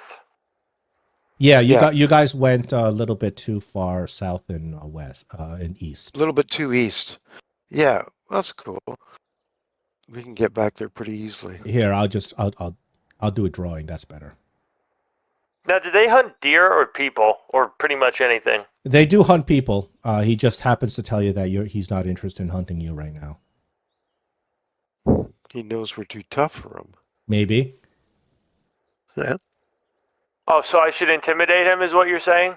No, I don't know. Not unless we want to fight. He did tell us where the fangberries are. That Yeah, was good. and I this is definitely something that you guys are driving. You guys choose what you would like to do. If you'd like to fight him, that's certainly an option. Are they considered evil? They are considered evil. That is sort of the reason why Tristan and Valerie are disapproving of you guys making a deal with him. Well, the reason I ask is kind of like knock knock. Sometimes you got to just go and take your newspaper and swat him on the nose a bit, Well, refused. the way evil generally works in terms of adventure, these kinds of adventure stories, is that if you're evil and you're powerful, you're not going to be easy to intimidate. If you're evil and you're weak, like knock knock, it's easy to just push him around. So if he is convinced that you're more powerful than he is, maybe you can intimidate him. Right now, he looks kind of confident from your interaction with him. He doesn't look like he's scared of you. He did come out when you asked him. So you're not That's sure true. how he'll react if you try to intimidate him. Naturally, if you roll a nat 20 or something, maybe Yeah, well, I was say we only, let him be. 18 off of that. No, you had a pretty bad roll. Unfortunately, Dude, it's every single time. I don't Maybe think I've change critted the color anything. or something of Yeah. it. I did. But Tristan warns you guys that he says, any sort of alliance a creature like this will make, he will break the minute he gets the chance to get an advantage. Well, he declined the offer for an alliance. He did. Because he wasn't persuaded enough. So I say, let's just move on. Yeah. I'm not bothered by evil creatures per se because I'm a weird creature myself. But I think we should just move on. Go back now that we know for sure. Okay. It was just to the west of where we were. But it's up to the rest of the people. What does everyone else think? Yeah. Everyone else wanna Anybody fight? else wanna chime in? Do you have any other anybody want to fight him? Well, right now, from what I can see, is he's really not bothering us, and we haven't seen his deed for us to judge him. I'm You, pretty Apart sure he's from gonna be being a later astute. problem. So, but we go Yeah. save him for later. Sure, I'm down with Exactly. that. so Okay. as you guys come to the agreement and you pack up your stuff and you kind of head backwards, and when you do so, some of the wolves retreat from the bushes, and Howl of the North Wind also retreats himself. And as he's leaving, he says, "Remember what I said. Even as the Stag Lord falls, there is one that is ready to take his seat, to vie for control of the stolen lands." He says, "The cycle will never end." And he lets out a shriek howl as he walks back into the forest. I'm gonna go and take it out on Knock Knock now and say, Oh, God. Knock, knock. say, Well- Knock Knock, get over here! Uh-uh. Look what you did! He Look comes what out, you he's did. like, "What did I do, boss?" You put this trap down, and there was a wolf not even 15 feet away. Knock Knock. What the fuck? He puts Like it. 5 people, dude. So his head is down, his ears are down. "I'm sorry, boss." Pack this up and don't blow yourself up with that, okay? We still need you. You heard that, buddy? I said we need you, and I hit him over the head a little bit, not to hurt him, but just kind of like to push him, but like as a bully. Like, Yeah. not mean though, but kind of like a bully that doesn't want to show affection, but kind of like Knock, like knock. maybe later, Sasuke, and you flick him in the head. Yeah, knock, knock. If you show him affection, he'll probably just pick your pocket. Yeah, but that's why I don't do it too. I just fucking He being an idiot. he mumbles something under his breath, out of earshot from you, just out of earshot. Yeah. What did you say, Knock Knock? Nothing, boss. Nothing, boss. I'm packing No, up. no. You think you're boss now, huh? Knock Knock. You think you're the boss? No, boss. did you No, say? boss. I said nothing. No, boss. I'll make you shower in that lake or that river. Don't you test me. Knock, knock is sorry. And he walks again. He walks away again, kicking the dirt, looking down. I look at everyone else and I'm like, I don't know how much more I can do this. Well, I have an explosive mine if you want him to walk on it or anything, so not a problem. Oh, okay, good. I'll keep that in mind. This is Get it in mind. Yeah, you can certainly take Knock Knock with you at some point and have him run into the dungeon and activate all the traps like we did in old school D&D when you had hirelings. Yeah, but no, he's done good things for us too. Oh, there's that. Well, So we have his story is yet to be revealed. Yeah. So you guys, sticking to the agreement, you guys head backwards out of the valley. Mhm. And that's Can we- only only one movement you had for the day. So you have a second movement action on this day. And that would be just going back to the Valley of the Two Rivers. Yeah. Right. So you can move. You can Okay. take that movement, and that's the end of your day. We're camping again, unless you want to push forward.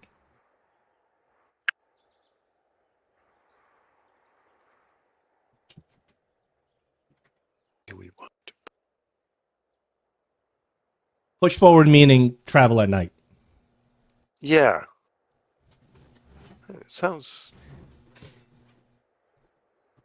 I mean, do you guys want to travel at night? So one thing about if you do a forced march Okay. and you continue to travel, even though the day has passed, is what the penalty for that is the next day when you camp, you cannot do any camping activities the next day.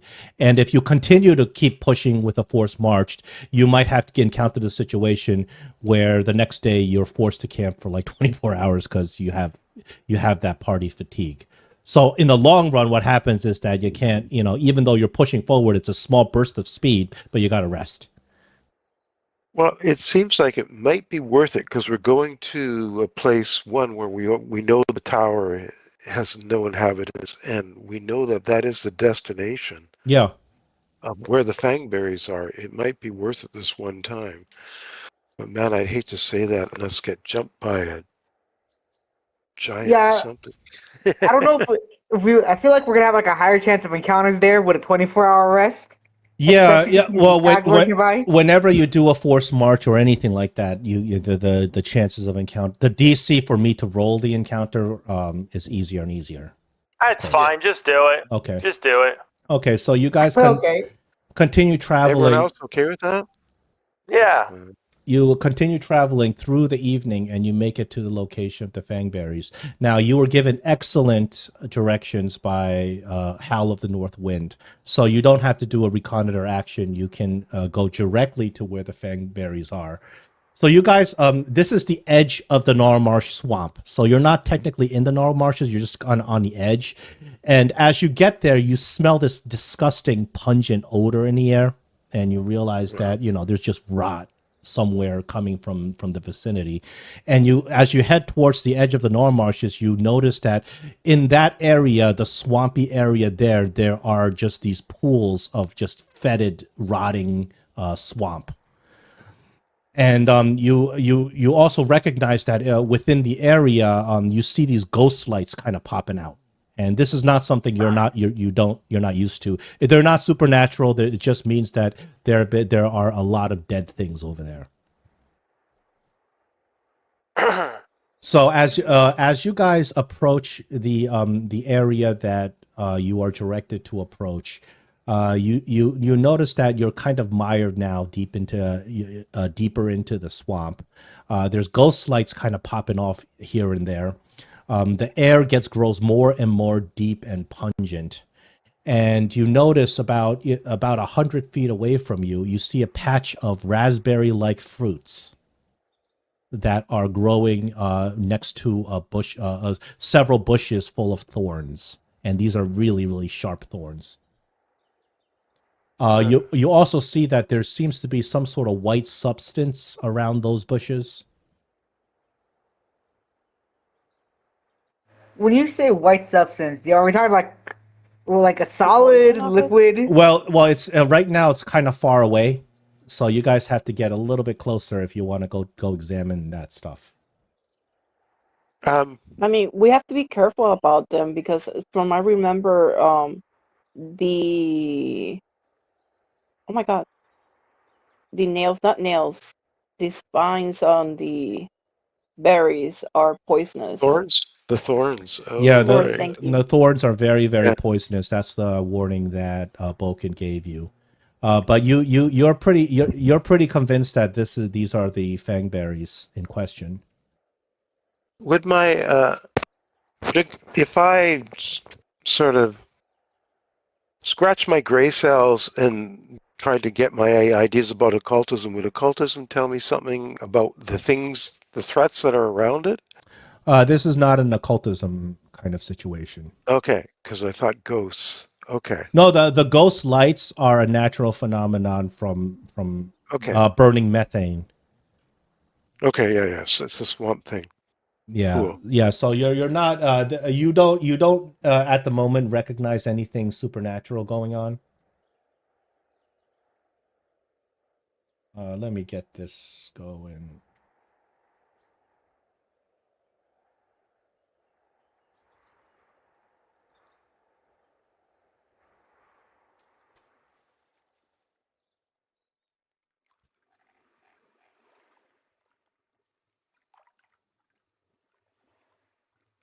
It's kind of nighttime-ish.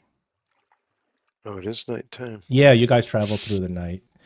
Yeah. So, so your perception is not great at night. Well, actually, I mean, a lot of you have dark vision. Some of you have dark vision. So, I have low light vision. Yeah, your low light vision applies, or just for a time of Um, day.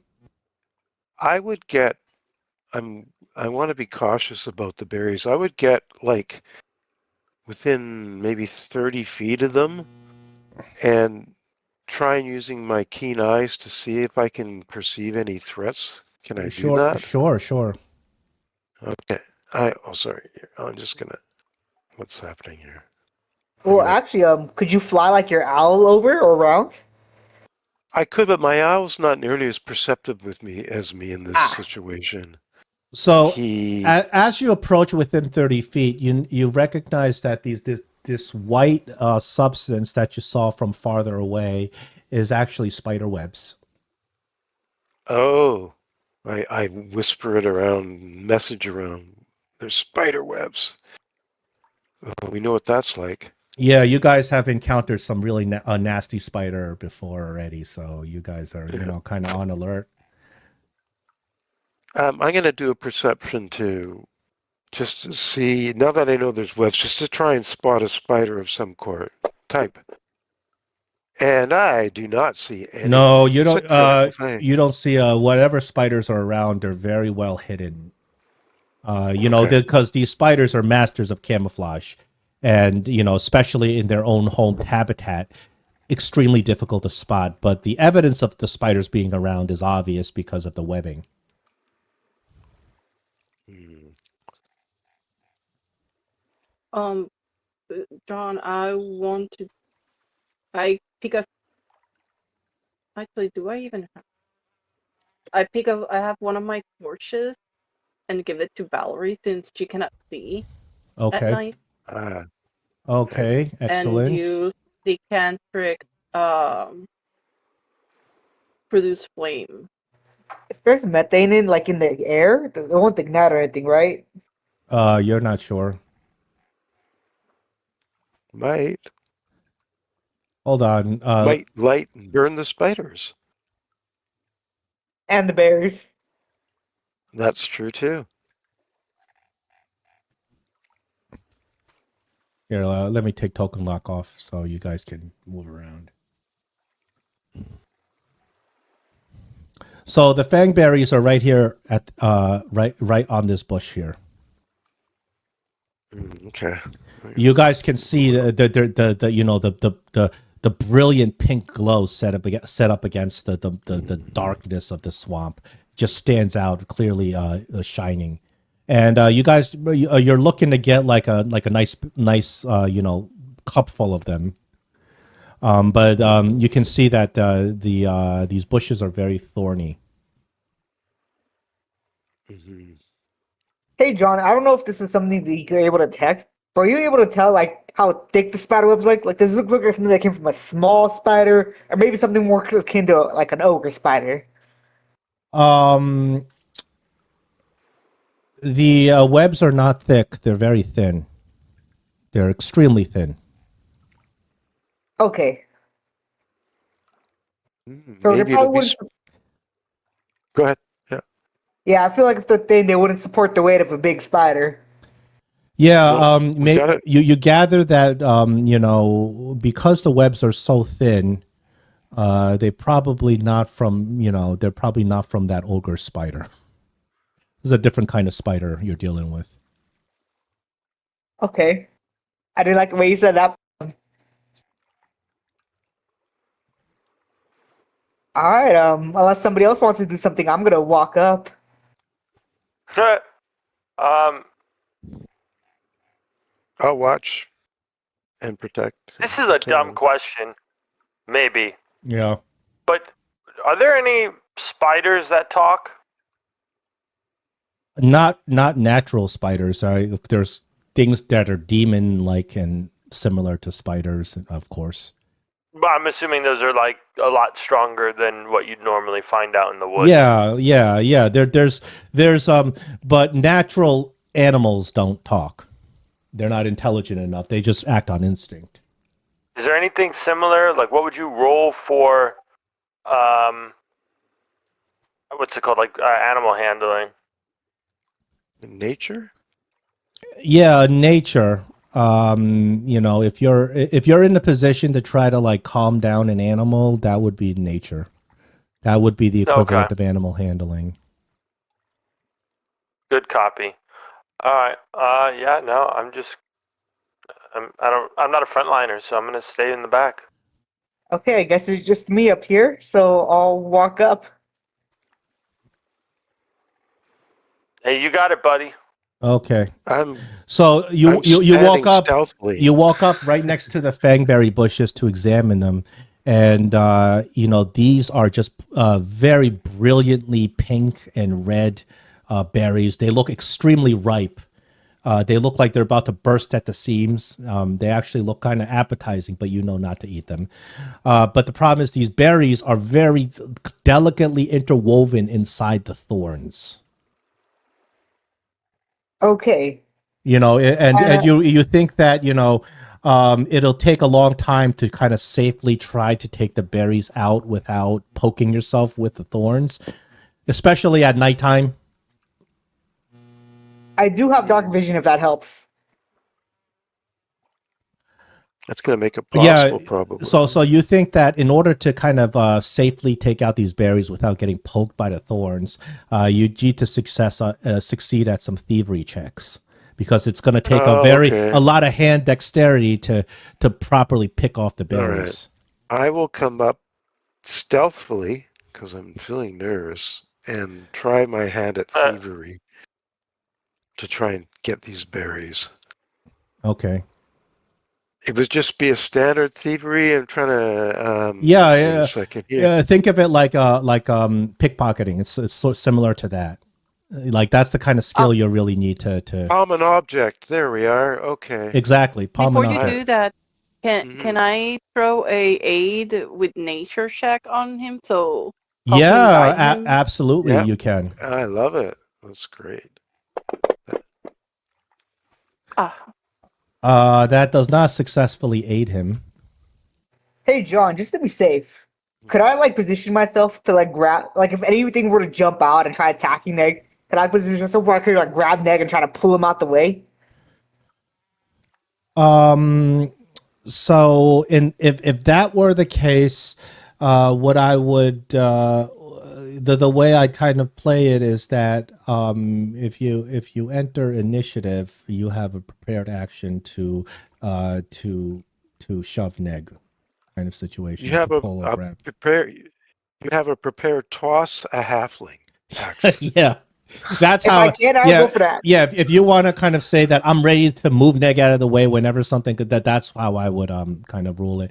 But you would still have to beat what if you were to enter initiative, you still have to be higher on the initiative to do that. Okay, that sounds good to me. Okay, I'm going to. Well,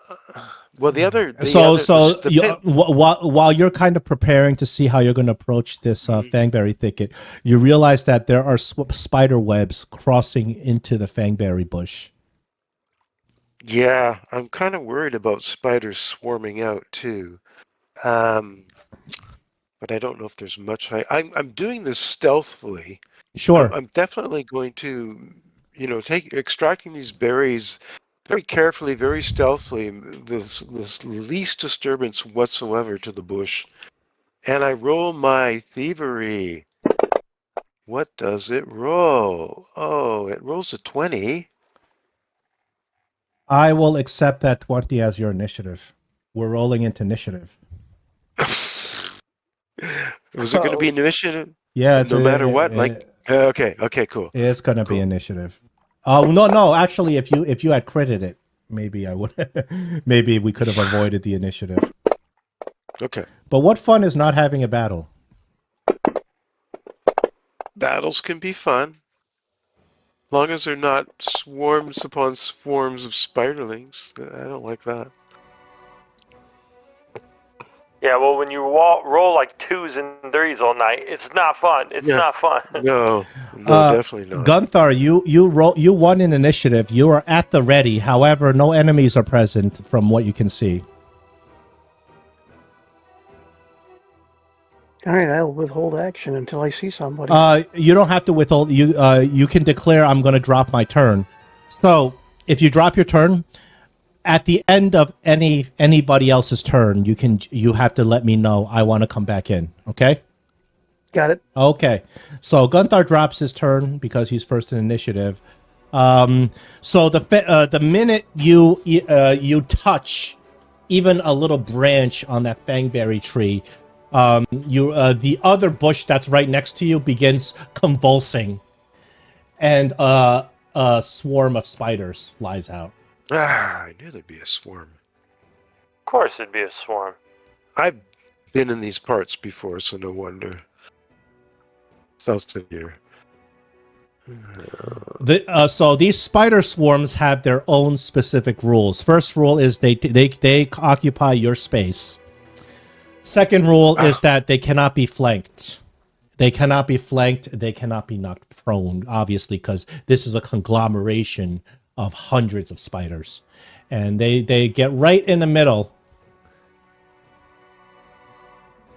So there's no way I can blow them off with a haunting hymn, right? 15-foot cone. They can No? they can still be attacked, of course. Oh, okay. So End up. this spider moves into your space. It does his action called chewing bites, and all three of you get dozens of spiders just crawling up your legs trying to bite on you. So this is reflex save for all of you.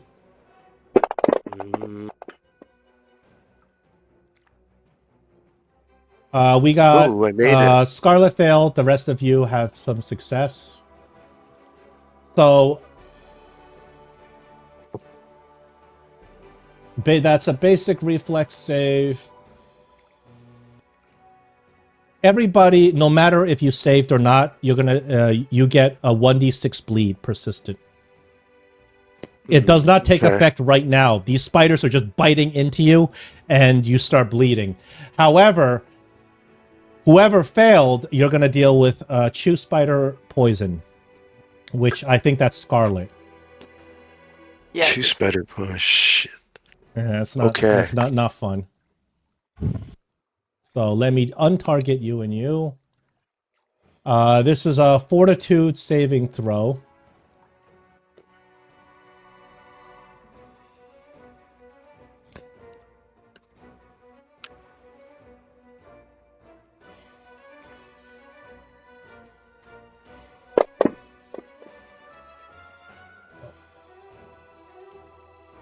Oh boy. You get affected with chew spider poison. This is stage 1 poison, so you get clumsy for 1 round, and you get 1d6 poison damage. On affliction. Oh, that's a dodge bullet. Yep. And clumsy.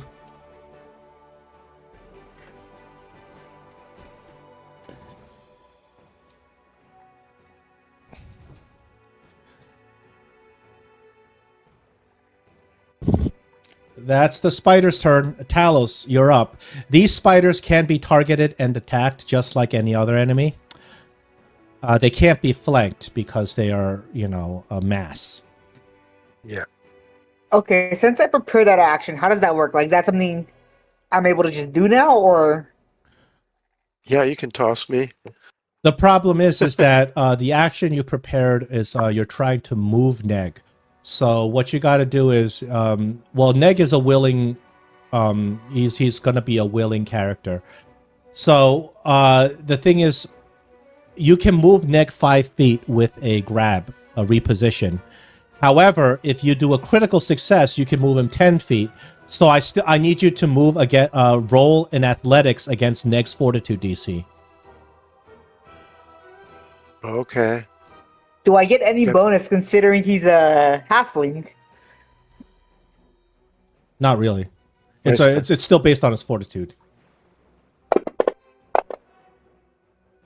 That's probably gonna do it. That is exactly what you need for critical success. So you may move Neg 10 feet, but they have to be. Perfect. It has to be still within your reach. Yeah, if you move me near to near, so I'm still not far from Charlotte. I can heal her affliction.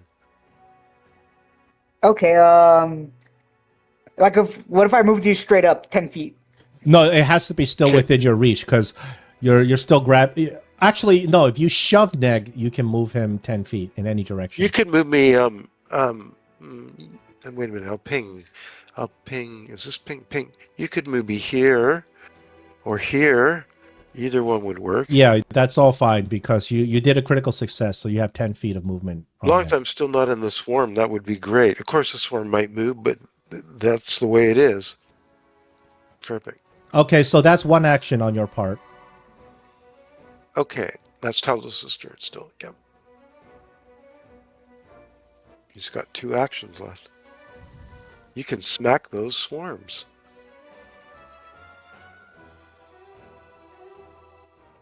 Would I get multi-attack penalty for trying to move Scarlet out the way too? I won't charge you multi-attack penalty because you had a prepared action. And well, Yeah. I'll say it wasn't you know really on your turn or whatever. That's fine. I won't charge you. Okay.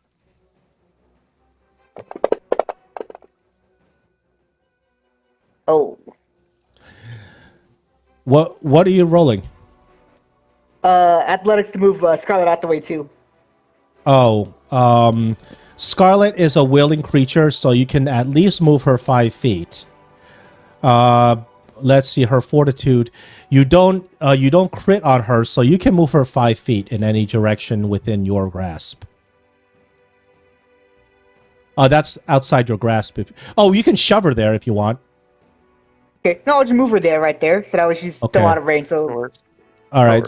Okay. You see the Skylar says, woohoo! What? actually, 1,000. could I change how I move them real quick? Yeah. Go ahead. I can move Neg 10 feet. So I'm just gonna move where I move Neg here, and I move Scarlet here. Okay. Yeah, That works. That works. Okay, and I'm gonna just take attack against this.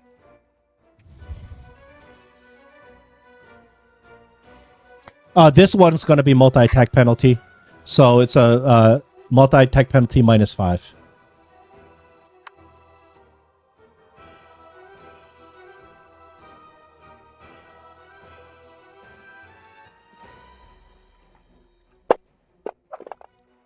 Oh. There, Okay, that's my turn. yeah, you can't. It's hard for you to target because it's an entire swarm, so you just kind of swipe and you get nothing but air. I'm gonna go after Talos. Okay, so Talos, at the end of your turn, you got persistent bleed and you got to save out of it. You fail to save out of it, and you take 5 points of bleeding. Ooh. Hold on, was it 5? Yes. Did you? How much? Did you have temporary hit points or something? Because you're Yeah, because I raged. okay. How many temporary hit points did you have before? I had equal to my level plus my con, so 5. Okay, so that's why you're at regular health now. Neg, you're up. It's your turn. Nope. Okay, well, I'm gonna Gunther's go gonna after go. Talos. Yeah. Oh, Gunther, for it's your turn now. Yeah.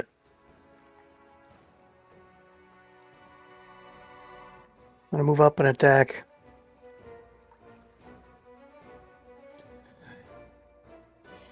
I gotta get on my right screen. Hang on.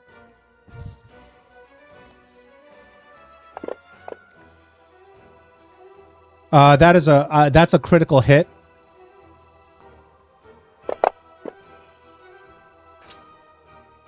I'm gonna take off 20 points of damage because I don't know why I didn't roll double. you didn't have it targeted, I think. I think you're right. 20 points of damage is devastating to this creature. You come in with a broad swing, and you manage to catch the majority of these creatures just in that huge swing. Yeah, I'm gonna swing again.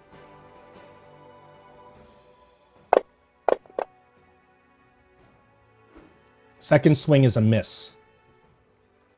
And with my move, that's all 3 actions. Okay, excellent. Now it is next turn. I'm going to move your initiative to right before Neg. We'll call it 21. There we go. Oops. That was the wrong move. Excellent. So Okay, now. Gunthar runs in with his sword. He just swings it, and the sword, there's just hundreds of Squish. spiders just smashed against his sword. Squish.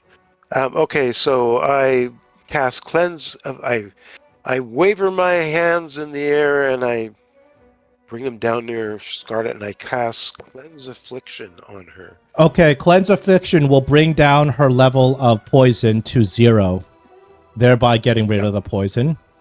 Now I still have one more point. Now she still has one more. she still has persistent bleed. That doesn't get rid of that. Yeah. Okay. Let's see what else I can do here. Is Persistence Bleed a save against it? Yes, so persistent damage, the way it works is that if you have persistent damage of any type, whether it's bleed or being on fire or something like that, every round, at the end of your round, you have to take the damage, and after taking the damage, you roll a flat d20, no modifiers, and you have to beat a 15. Now, there are things you can do to help people that have persistent damage. For instance, what about guidance?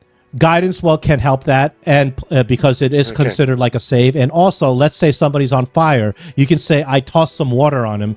Depending on what you do to help the bleeding, it can be more effective. It can drop down the DC to like 10 or even get rid of it entirely.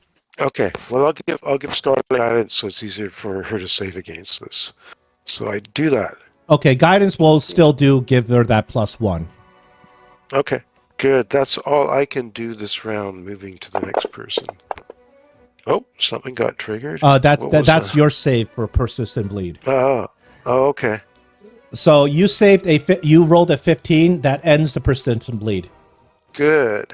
Yay. All right. It's now Valerie's turn. But you still take the damage before you roll. It's Valerie's turn. Mm-hmm. Okay. Yeah, that's fine.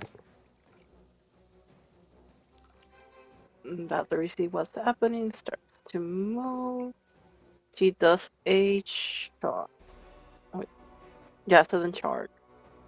So that is 25. Oh, can you put it token lock? There. Thank you. And then. Oh.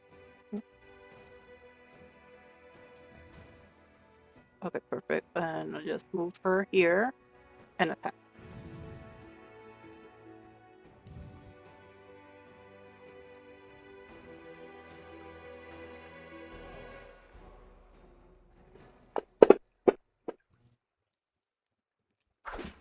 That's a hit. Valerie is going to clean up the rest of the creatures, I believe. Oh, no. What is Valerie attacking with? A longsword? Why is the creature resistant to it? Let me see. Should not be slashing resistant. I thought they were piercing and slashing. Oh, I'm sorry. Yes, these creatures have resistance to all physical damage. Oh.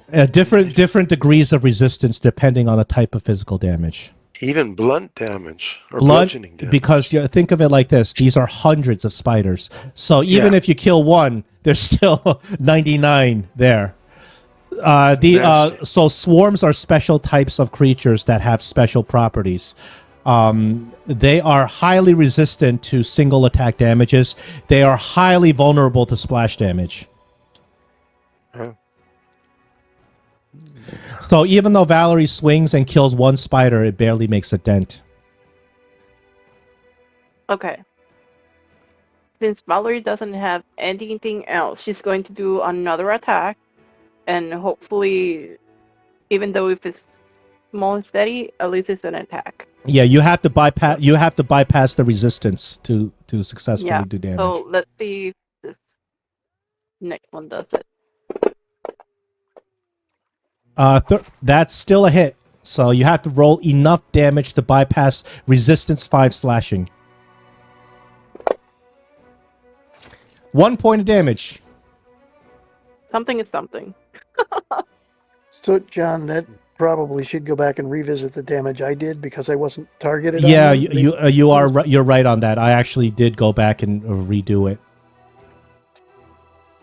I did because I didn't realize I forgot that these about the resistance of the swarms. But I gave away the secret to fighting swarms. If you hadn't been paying attention before. Oh shit! What did you say? No, too late now. I did give away the secret. You guys didn't even have to roll a recall knowledge. I gave away the secret. Scarlet, Don't you're worry. up. I didn't notice that wolf you accidentally made visible to everyone earlier. The funny thing is, Young, is that I was going to ask before I do anything, what was the weakness of it in attacking? So thank you for that. I said it for free, so if you don't remember, then you have to roll the recall knowledge. Okay, then I'm going to do electric arch on it.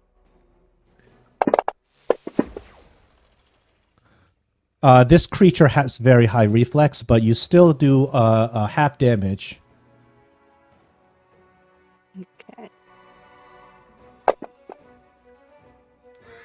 That kills the swarm, but combat has not ended. Because you guys still have persistent conditions going on. Scarlet, at the end of your turn, when you pass your turn, you're going to be automatically rolling out of the bleed. Okay.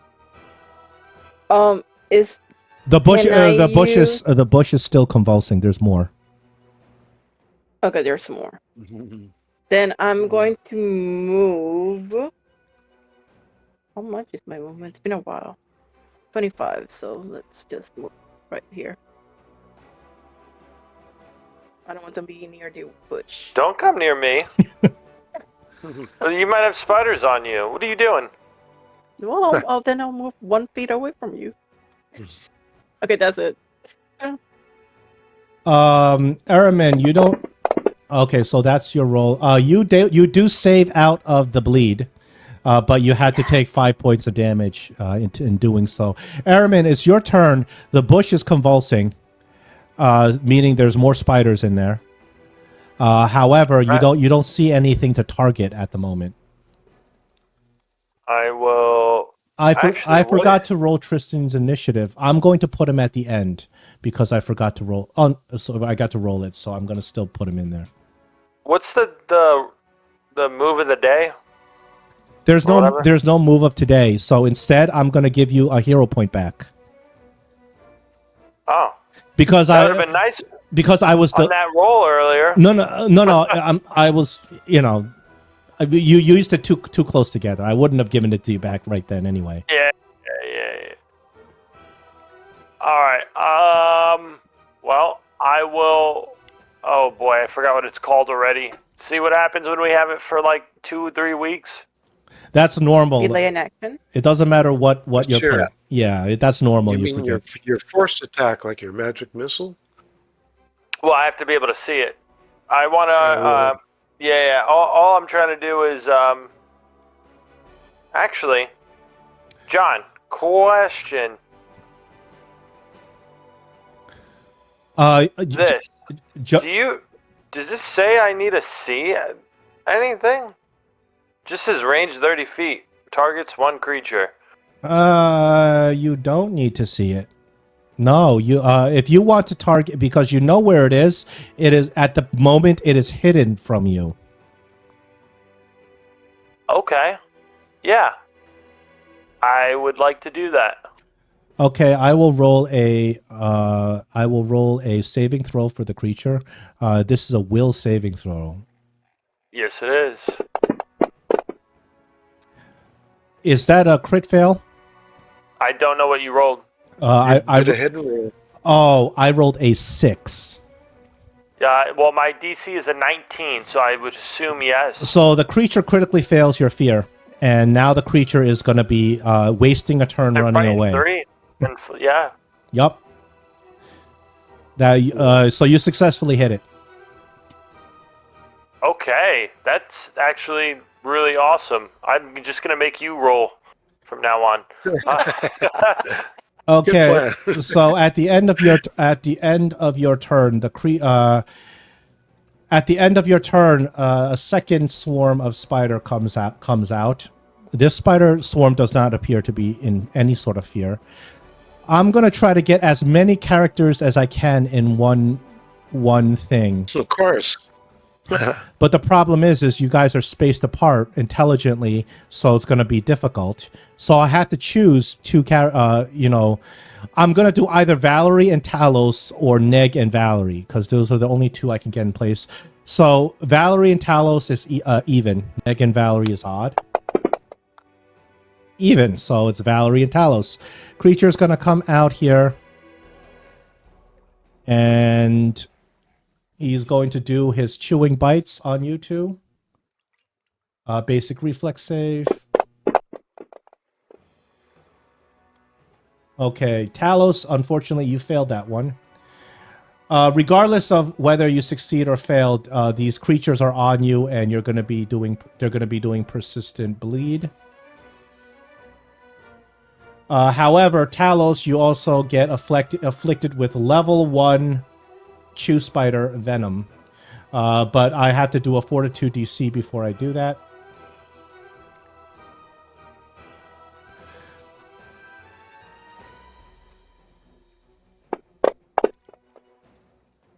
Oh, that's no good. You get level 1, stage 1.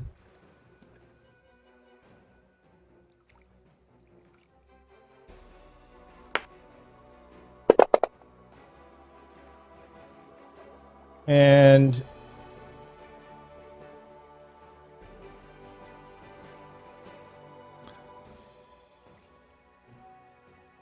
clumsy 1.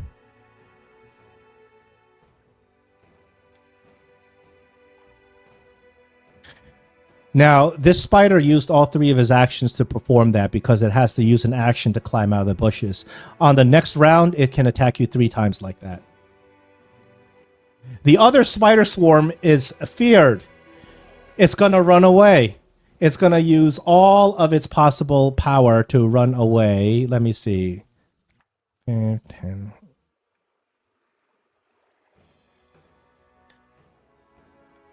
As a matter of fact, this spider's going to run into that bush. It's going to exit the combat, unless you go bother it. Nice.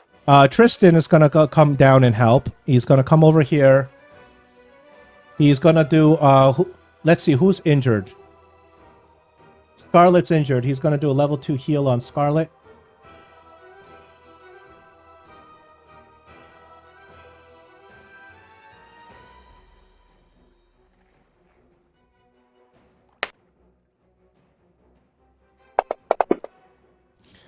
Brings you back to full. Oh, thank you, Tristan. Talos, you're up.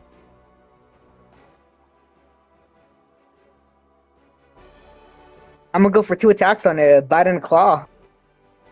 Even though that's not too great, but it's all I got.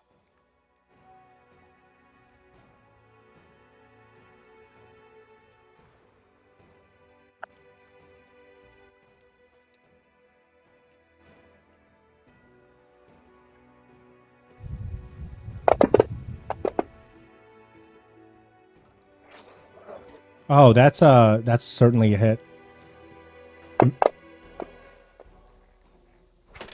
Ooh. Not that much damage because of its resistance.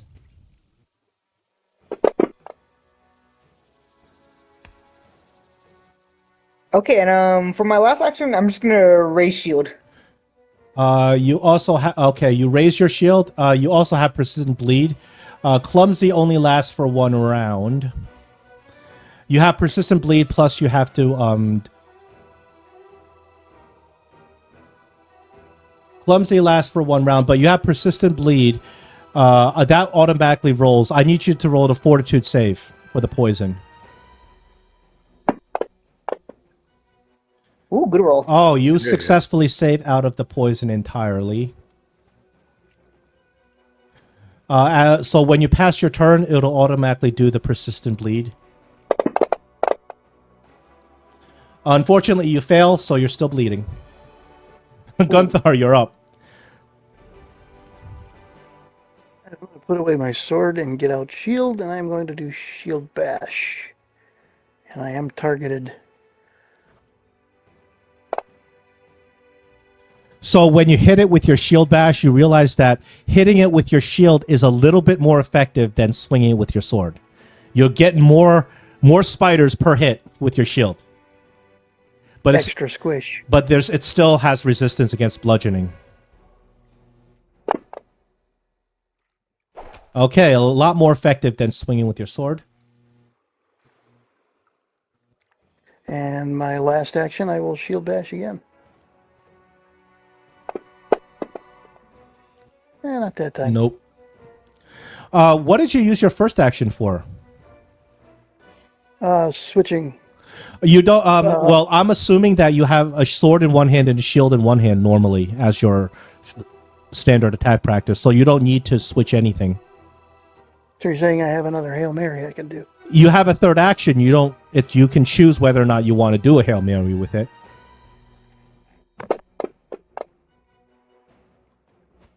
Nope. All done. Okay, Neg, you are up. Hmm. You're free of poison and bleeding. Yeah. I'm thinking I don't think there's any way I can safely do a void warp attack, which would be kind of fun, because it's a cone, I believe. Oh, wait, no, void warp isn't. Sorry, I was thinking of a haunting him, but that's a 15-foot cone, so that's not going to work. I'm going to end up getting Valerie, or I think Talos, no matter what position I get in. Not necessarily, because if you were to go into the same square as the spider and aim the comb away, that would still hit the spider. The spider Oh, swarm. I see what you're saying. So if I went here and then the cone away, okay, sure. How am I going to target it, though?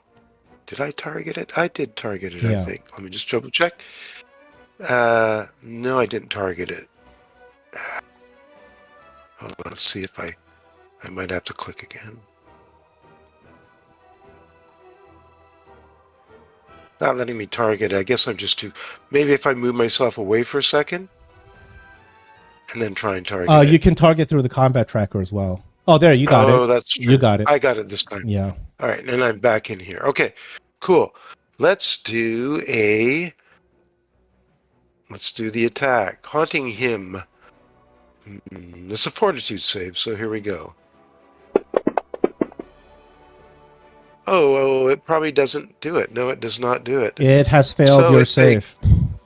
So I just suck up my chest, puff it up, suck in the air, puff up my chest, and let out this terrible sonic shriek. And it does this to it. Oh, it does wimpy damage. Dang. The damage was wimpy, but it was not at all resisted. Right. Unlike all the marshals that are getting a lot Can of I their burn a damage. hero point? Oh, can I burn a hero point to reroll damage? No, hero points are for D20 No. rolls only. Just D20. Okay, Yeah. I thought so. All right. That, I believe, what was that? Haunting him is 2 actions. Hold on. You took a No, movement and because 2 I moved. actions. Although that could have been a 5-foot step. That's Which is a that's free still action. no, it's not. 5-foot step is still an action. Okay. All right, that's P1. I'm Yeah, moving on. that's the original. That's 3rd edition. Yeah, and Pathfinder 1E. Valerie, you're up. Okay. So she's already there. And she's going to give it an attack again. Do this.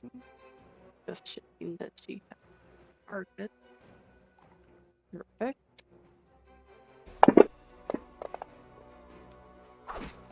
hit. There is a hit.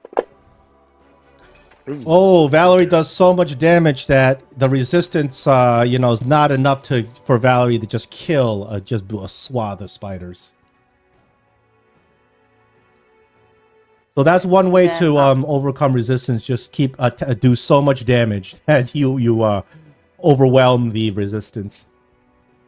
Yes, Valerie's not going to give up, so she goes for the second attack. And she misses. And she goes for a third attack, a Hail Mary. And she misses it. All right. Okay, that ends Valerie's. And you're up. That was Valerie's save. She failed her save. She's still bleeding. Scarlet, you're up. Okay, I am going to do Electric Arch again on it. Wait, is there 2 swarms? The other swarm has run away into the other bush. If you don't mess with that swarm, it's not going to participate in combat anymore because of the fear. These are natural animals, so if you inflict fear on a natural animal, I can't imagine that after the fear wears off, it's going to decide to come back and attack you or anything. Doesn't make sense. No, and Scarlet won't attack it. She's a druid. She sees somebody runs away, an animal, she'll let it leave. Okay, and go ahead.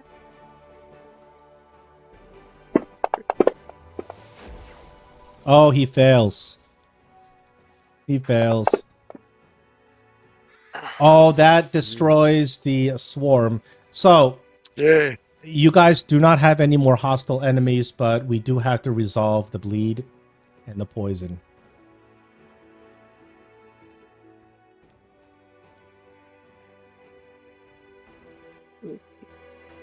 Anything you want to do on your turn?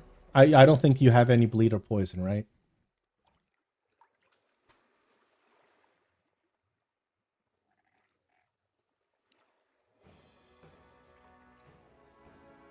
Aramin, you want to take a turn?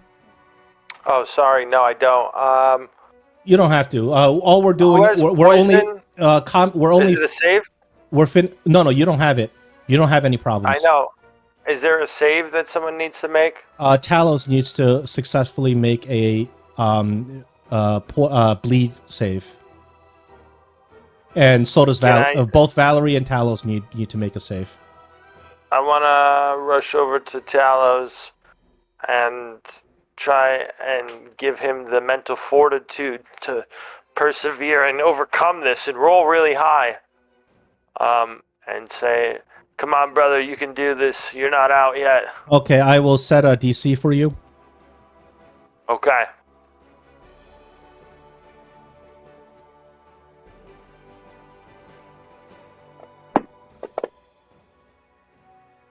That is a success. Talos will get a +1 circumstance to his roll. This spider swarm is not going to take any action unless you mess with it.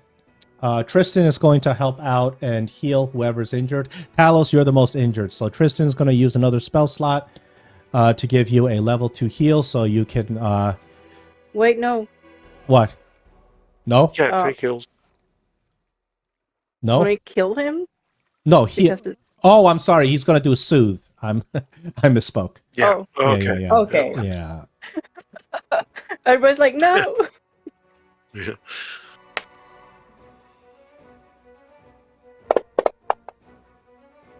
Okay, a little bit of healing, not bad. I'll take it. Okay, Talos, you're up.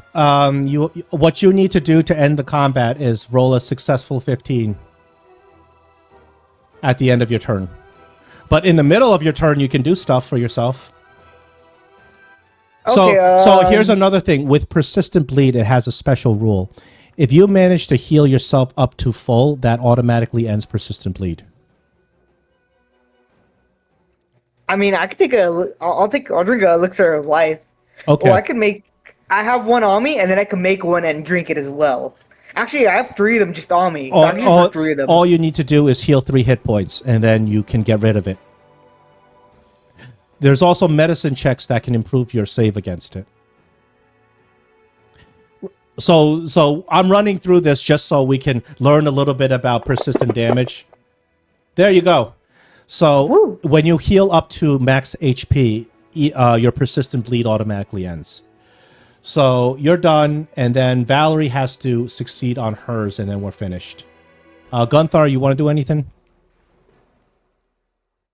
You said medicine check, right? I can do that on Yeah, Valerie. you can go up to Valerie, try to patch up her bleeding. I will set a difficulty for you.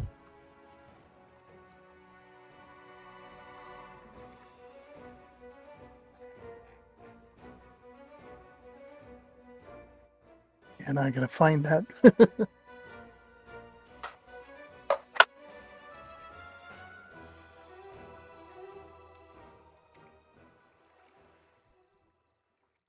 There we go. Medicine check. That is a success. Valerie's going to get a bonus to her save. Neg, would you like to do anything to help out? Valerie already has a circumstance bonus to her save. Yeah, I could give her a status bonus with my guidance. Okay, so that'll give her a +1, so she gets a +2. And then Yeah, do you want? I will roll. I'll put it on. I will roll for Valerie. So Valerie herself, she does not have any. She doesn't have any potions on her. She has. So she's gonna at the end of her turn. She's going to roll a save. She gets a +1 circumstance, and she has a +1 status from the guidance. Let's see if she can make it. She makes it. Combat is over unless you go mess with those the last bunch of spiders in the other Now, bush. No, speaking of that, for me to go and use thievery to get the berries because that was interrupted. Can I do it? Are they no longer on that bush? So at this point, if you want to say you do it so carefully and so delicately that over a course of several hours you remove the berries you need, then you don't incur the risk of getting poked by the bush. You can do that. The idea of having the thorns on the bush is if you want to gather berries while the spiders are still there. But since you've eliminated the spiders, it's not a problem. So you guys are successfully gather the cup full of berries that Boken wanted you to gather. I will reward you experience points both for defeating these spiders, and I'm including all 3 spiders because even though one of the spiders got feared away, you get experience for defeating these spiders. So here's some experience. Fangberry Thicket. And just so I don't forget down the road, I will give you the quest experience once you hand it into Boken later on. Boken has a reward for you also, but I'm not going to give you the reward until you get back to him. His reward for you is real good. Is there experience for avoiding the warg and his minions? Oh, I forgot about. Thanks for reminding me. I need to give you experience for that as well. That's not going to be the experience you get for killing the warg, of course, because it's much harder to kill the warg.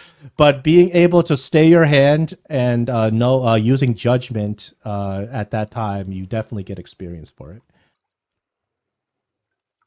Thank you, Airman. Absolutely, you guys need all the push you can to get to award, and then you need all the help you can to get to level 4. It's a big one. It is. It only gets bigger. Well, yeah, level 5 is also a big one because that's when the spellcaster get the fireball type spells. So that's also a big one. Where is that role play? We're halfway there. You're very close. Here's the role playing. Perfect. Okay, experience is all squared away. You got yourself a cup of fangberries. You guys are good to go, but it's getting kind of late, and you guys thinking, you gotta get to rest. We should camp here. You talking about real life too? No. Well, real life too, but that's after what happens when you rest. Sure. I would suggest maybe get a little bit away from this place. They don't like Just those not to be. spiders? Yeah, just not to be near these spiders. You don't mind them crawling up and next to your pillow at night? Well, Scarlet wouldn't mind that much since she's a druid, but she really does not want to have webs on her berries. Yeah. If they're really active, they might weave you a silk pillow. Literally. So because of the circumstance, this camping session, no camping activities, but no encounters either. So as you guys lay down, I mean, you've had a long, exhausting day because you pushed off all the way into the depths of the night. You know, right now it's deep in the middle of the night when you finally set up camp and you're exhausted. You can't, you don't even have time to do in camping. So you quickly set up camp, to make your campfire and everything like that. And you lay your head down and you drift to sleep.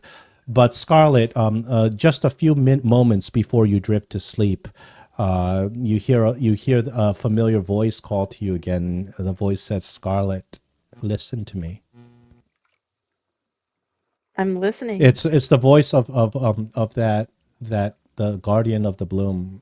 You recognize her now because she's spoken to you several times, and she says, she says, "Hear me."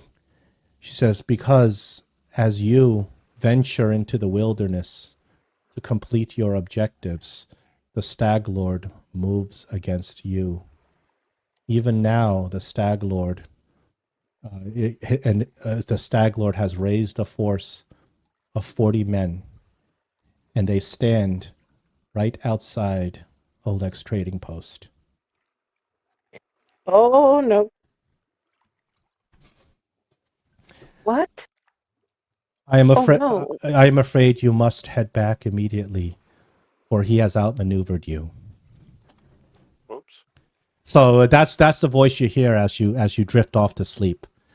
You couldn't help yourself. You fall asleep. You can't even wake yourself up. But the Guardian of the Bloom has given you a warning that the Stag Lord has attacked your home base as you guys are getting near his. And you guys wake up and it's the next day. Okay. Guys, So oh my we're God, guys! There's there's 40 men outside of Oleg. I was warned by the Guardian of Bloom. You see that he's very stressed Uh, and waking everybody yeah, up. Valerie says we must head back at once. If Jathal were here, she'd say, let's take this opportunity to attack the fort while he's weak." But Valerie, naturally concerned about her friends, says that we must head back at once. You know, she says Jathal and Lindsay and Oleg and Keston are all there, and they're 40 men is certainly an ambush. I don't even think they can survive. Is that an ambush we could survive? Probably. If you combined all your forces, probably. But with you guys are you guys are the adventurers and the heroes. With you being so far away from Oleg's, they have to be able to survive this attack themselves. You can rush we're only two back, squares but away, no? We can force march. yeah, you can force Yeah, march, but that's you can only make it so far before they're attacked. Yeah, Mhm. we're only 2 hexes away, though. Correct? From Oleg's, you're more than 2 hexes. Yeah. You're Yeah, 1, 4 2, hexes. 3. No, you made a circle on the map. Your map of the Stolen Lands. I'm looking at it right now. You made a circle there. What circle did I make? That circle. Are you talking about? Yeah, that's the Stag Lord's fortress. So No. I'm talking about next to the X outside of the Now Marsh. Oleg's trading post is labeled. You guys know where it is. Yeah, It's over here. I'm literally looking at this right now. I think you're looking at the wrong map. You gotta look Yeah, at I the think Stolen you're Lands looking at map, the not our map map. that. Yeah, those X's are objectives. Like for instance, that one X to the south is the objective for the location of the main fortress. The other X was something else. I don't remember what that was. But Okay. the third X that you think is two parts away, that is the bandit camp, or the circle that you say. But if you go north of the circle, you'll see where Oleg's is. No, I know where Oleg's was. I thought we moved from where we were No, to that no. The circle? map you're looking at is not your location. This is Okay. this is your location. You see it? Yeah, I got it. We I have got two it. maps. One map I gave you to draw on as much as you want. The Yeah. other map you can't draw on just because there's too many GN tokens all over the place. So I know I obviously I know it's like, okay, you know, take this time and come up with the plan for next week type of thing. But I'm just gonna say right now, if they're standing outside the gate, even if we force march, John, how far could we literally get? If you force march, you can move 3 hexes by the end of this day. If you force march beyond that, you can make it to Oleg's like in a little bit more than like a day and a half. But you're going to show up fatigued, and you don't want to be getting into combat. Is there a fatigued. saving throw that you do to get past the fatigue, or is it There's no automatic? saving throw when you're dealing with moving on the world map. Okay, and then in regards to that, I mean, wouldn't if they're already there a day and a half, wouldn't they have destroyed a trading post? That Yeah. you don't know what happened. Well- But you The know, trading post is walled. It's walled. yes, the It's trading pretty post. defensible. It used to be And a it had the cannons. it used to be a fortress. Broken. It has those catapults, but those catapults have been broken down and not operational when you guys were there last time. It is a So defensible wall. It's not like it's just open slaughter. But however, you know, that's an overwhelming force against you. What you know to be there. Still, Yeah, should 'cause be all they able to need is a hold it. ladder. Yeah. So what they have for defenses is they have Lindsay and Valerie as NPCs. They have Oleg himself. He's not a good fighter, but he is actually more than willing to go join in and try to fight. And then you have Keston. He actually has been paid by Lady Aldori to come out and defend the trading post. He's got 5 men. Okay. And Seasoned mercenaries. It's not Valerie. It's the other woman. Oh yes, it's Jathal and Lindsay are there. Yeah.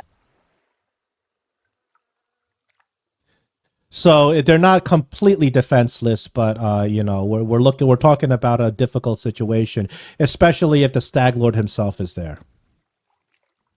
That's what I'm thinking. You're not sure, obviously. The Guardian of the Bloom didn't tell you if the Stag Lord himself has gone to attack, but he told you that the Stag Lord's forces are, you know, they have outmaneuvered you because the Stag Lord has been tracking you, knowing that you're too far away to save Oleg's trading post. They want to go and burn it down.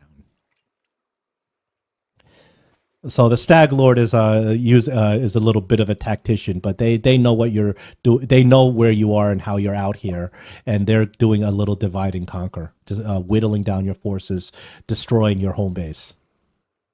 So it's so it's up to you guys what you want to do.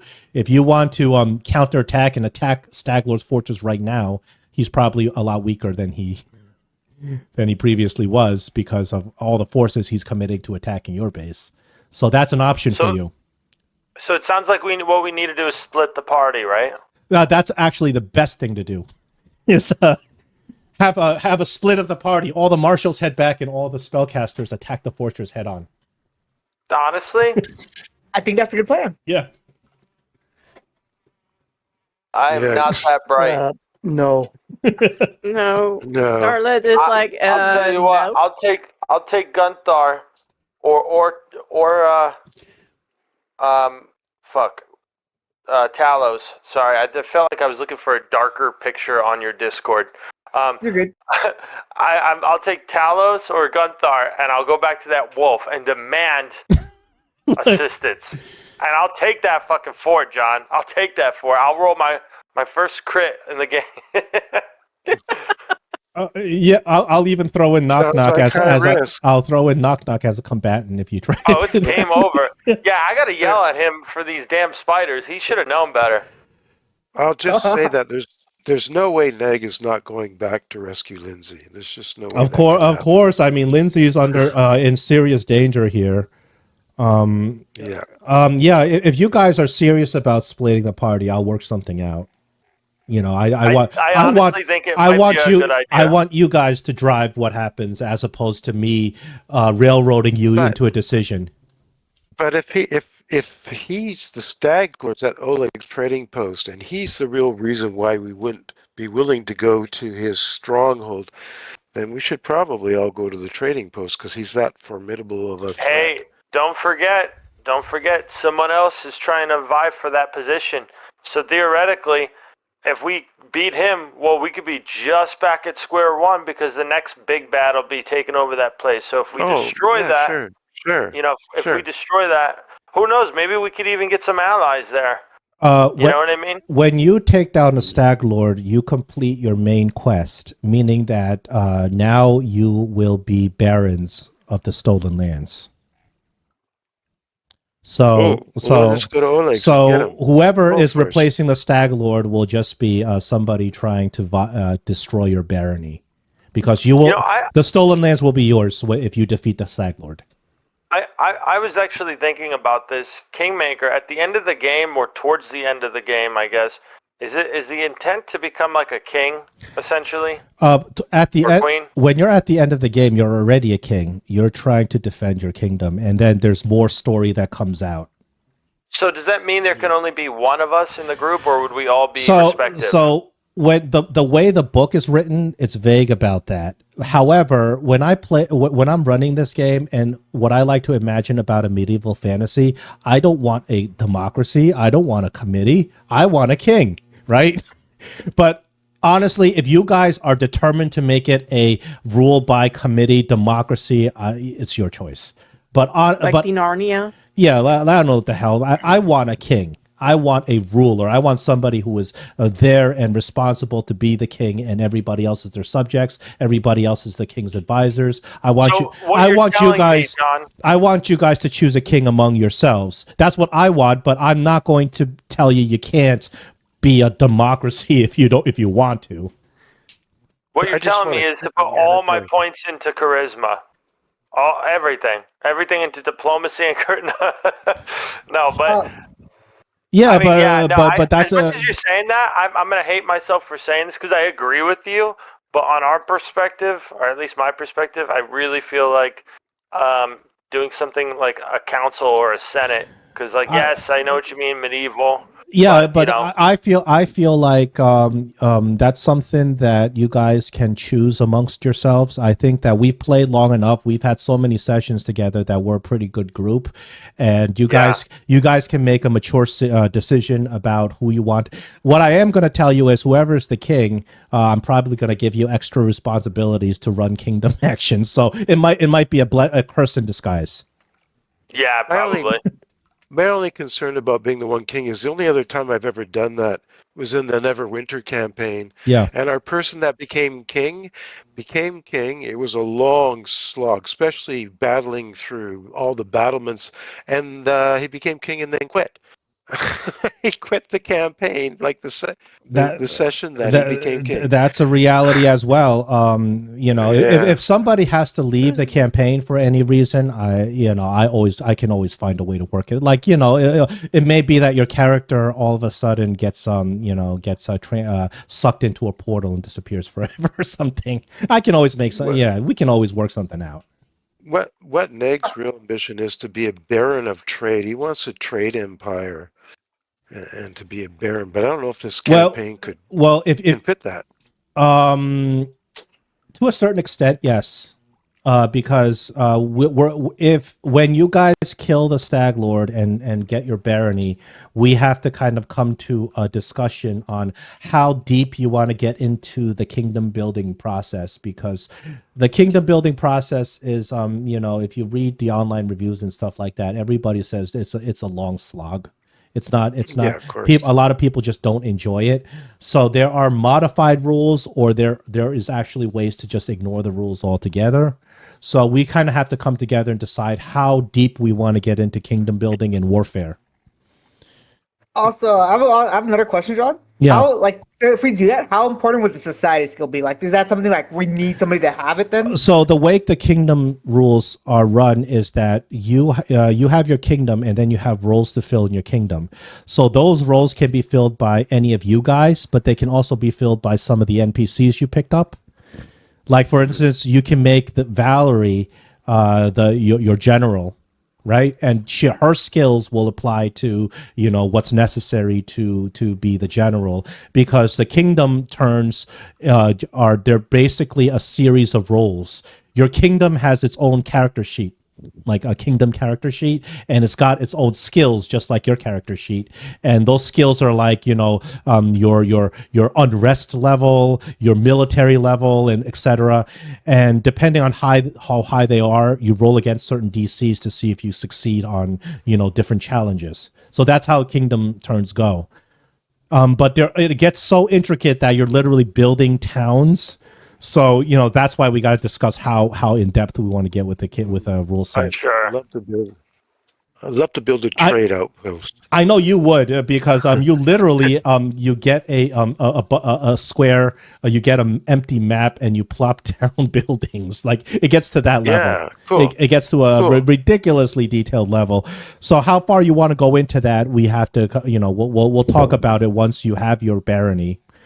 Of course, the whole story is once you get to a level of when you're running a kingdom, time the amount of time that passes, it changes. It's not every single session is one day. Right. I might fast forward 3 weeks of downtime to the next event, and nothing happens in between. You're just ruling your kingdom.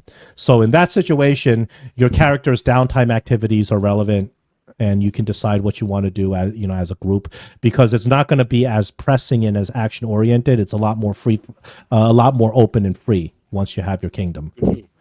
So I'm interested in it. Yeah, following chapters. Yeah. The Stag Lord, obviously, we all know at some point you guys are going to face and probably defeat the Stag Lord or get TPK'd, one or the other. But you're going to face the Stag Lord, and once you kill the Stag Lord, you've killed the BBEG. So this campaign is one of the longest fully published campaigns in any major system. So if you kill a BBEG, they're going to replace the BBEG with another BBEG. Either it's going to be the Stag Lord resurrected as a Stag Lord zombie or something else. And it's going to be a series of BBEGs until the end. We can still kick all their butts. That's the whole idea. You're absolutely supposed to destroy them. You guys, because you guys have done all these side quests, so you've leveled up appropriately. You are more than in a good position to be getting past the Stag Lord. But obviously now we're kind of in a situation where the Stag Lord is putting pressure on you, and you got to make a decision on what you want to do. Do you want to risk your teammates to strike the killing blow on the Stag Lord at his fortress right now? Or are you going to go back and recuperate, save your teammates, and lick your wounds and come back at a bigger force? I like the idea of going back to the trading post too, Me because too. we can buy potions and stuff there. We can't get potions out here. I mean, there may be some potions at the Stag Lord stronghold, but there may not. But there are definitely those at Oleg's. Yeah, but this might be the only opportunity you get to fight the Stag Lord at much weaker strength, because with 40 men is a lot. So the Stag That's Lord, also a lot of XP. yeah, Stag Lord has taken you. The Stag Lord has taken you very seriously. Obviously, he's committing a huge chunk of his forces to destroy you. Yeah, I mean, he knows we've been on a mission to collect berries. We killed this boar. Like, Yeah. he knows. He knows. We're just like pillaging the woods and shit. Yeah, so you guys have actually caught him last time when you rolled that nat 20 on the perception. He's been following you. He's very good at staying hidden and not being detected, but he's been tracking your movement, and he knows where you guys are. And Okay, so I say. And Sorry, then you guys go ahead. also have this mysterious benefactor, the Guardian of the Bloom, who is warning you through Scarlet. She appears to want you to succeed in destroying the Stag Lord. Okay, do you guys want to divide like you said, or do you guys want to I just think, go Helen, one? yeah. I think if we pick a solid team to go to each section, and maybe we pick up some allies along the way,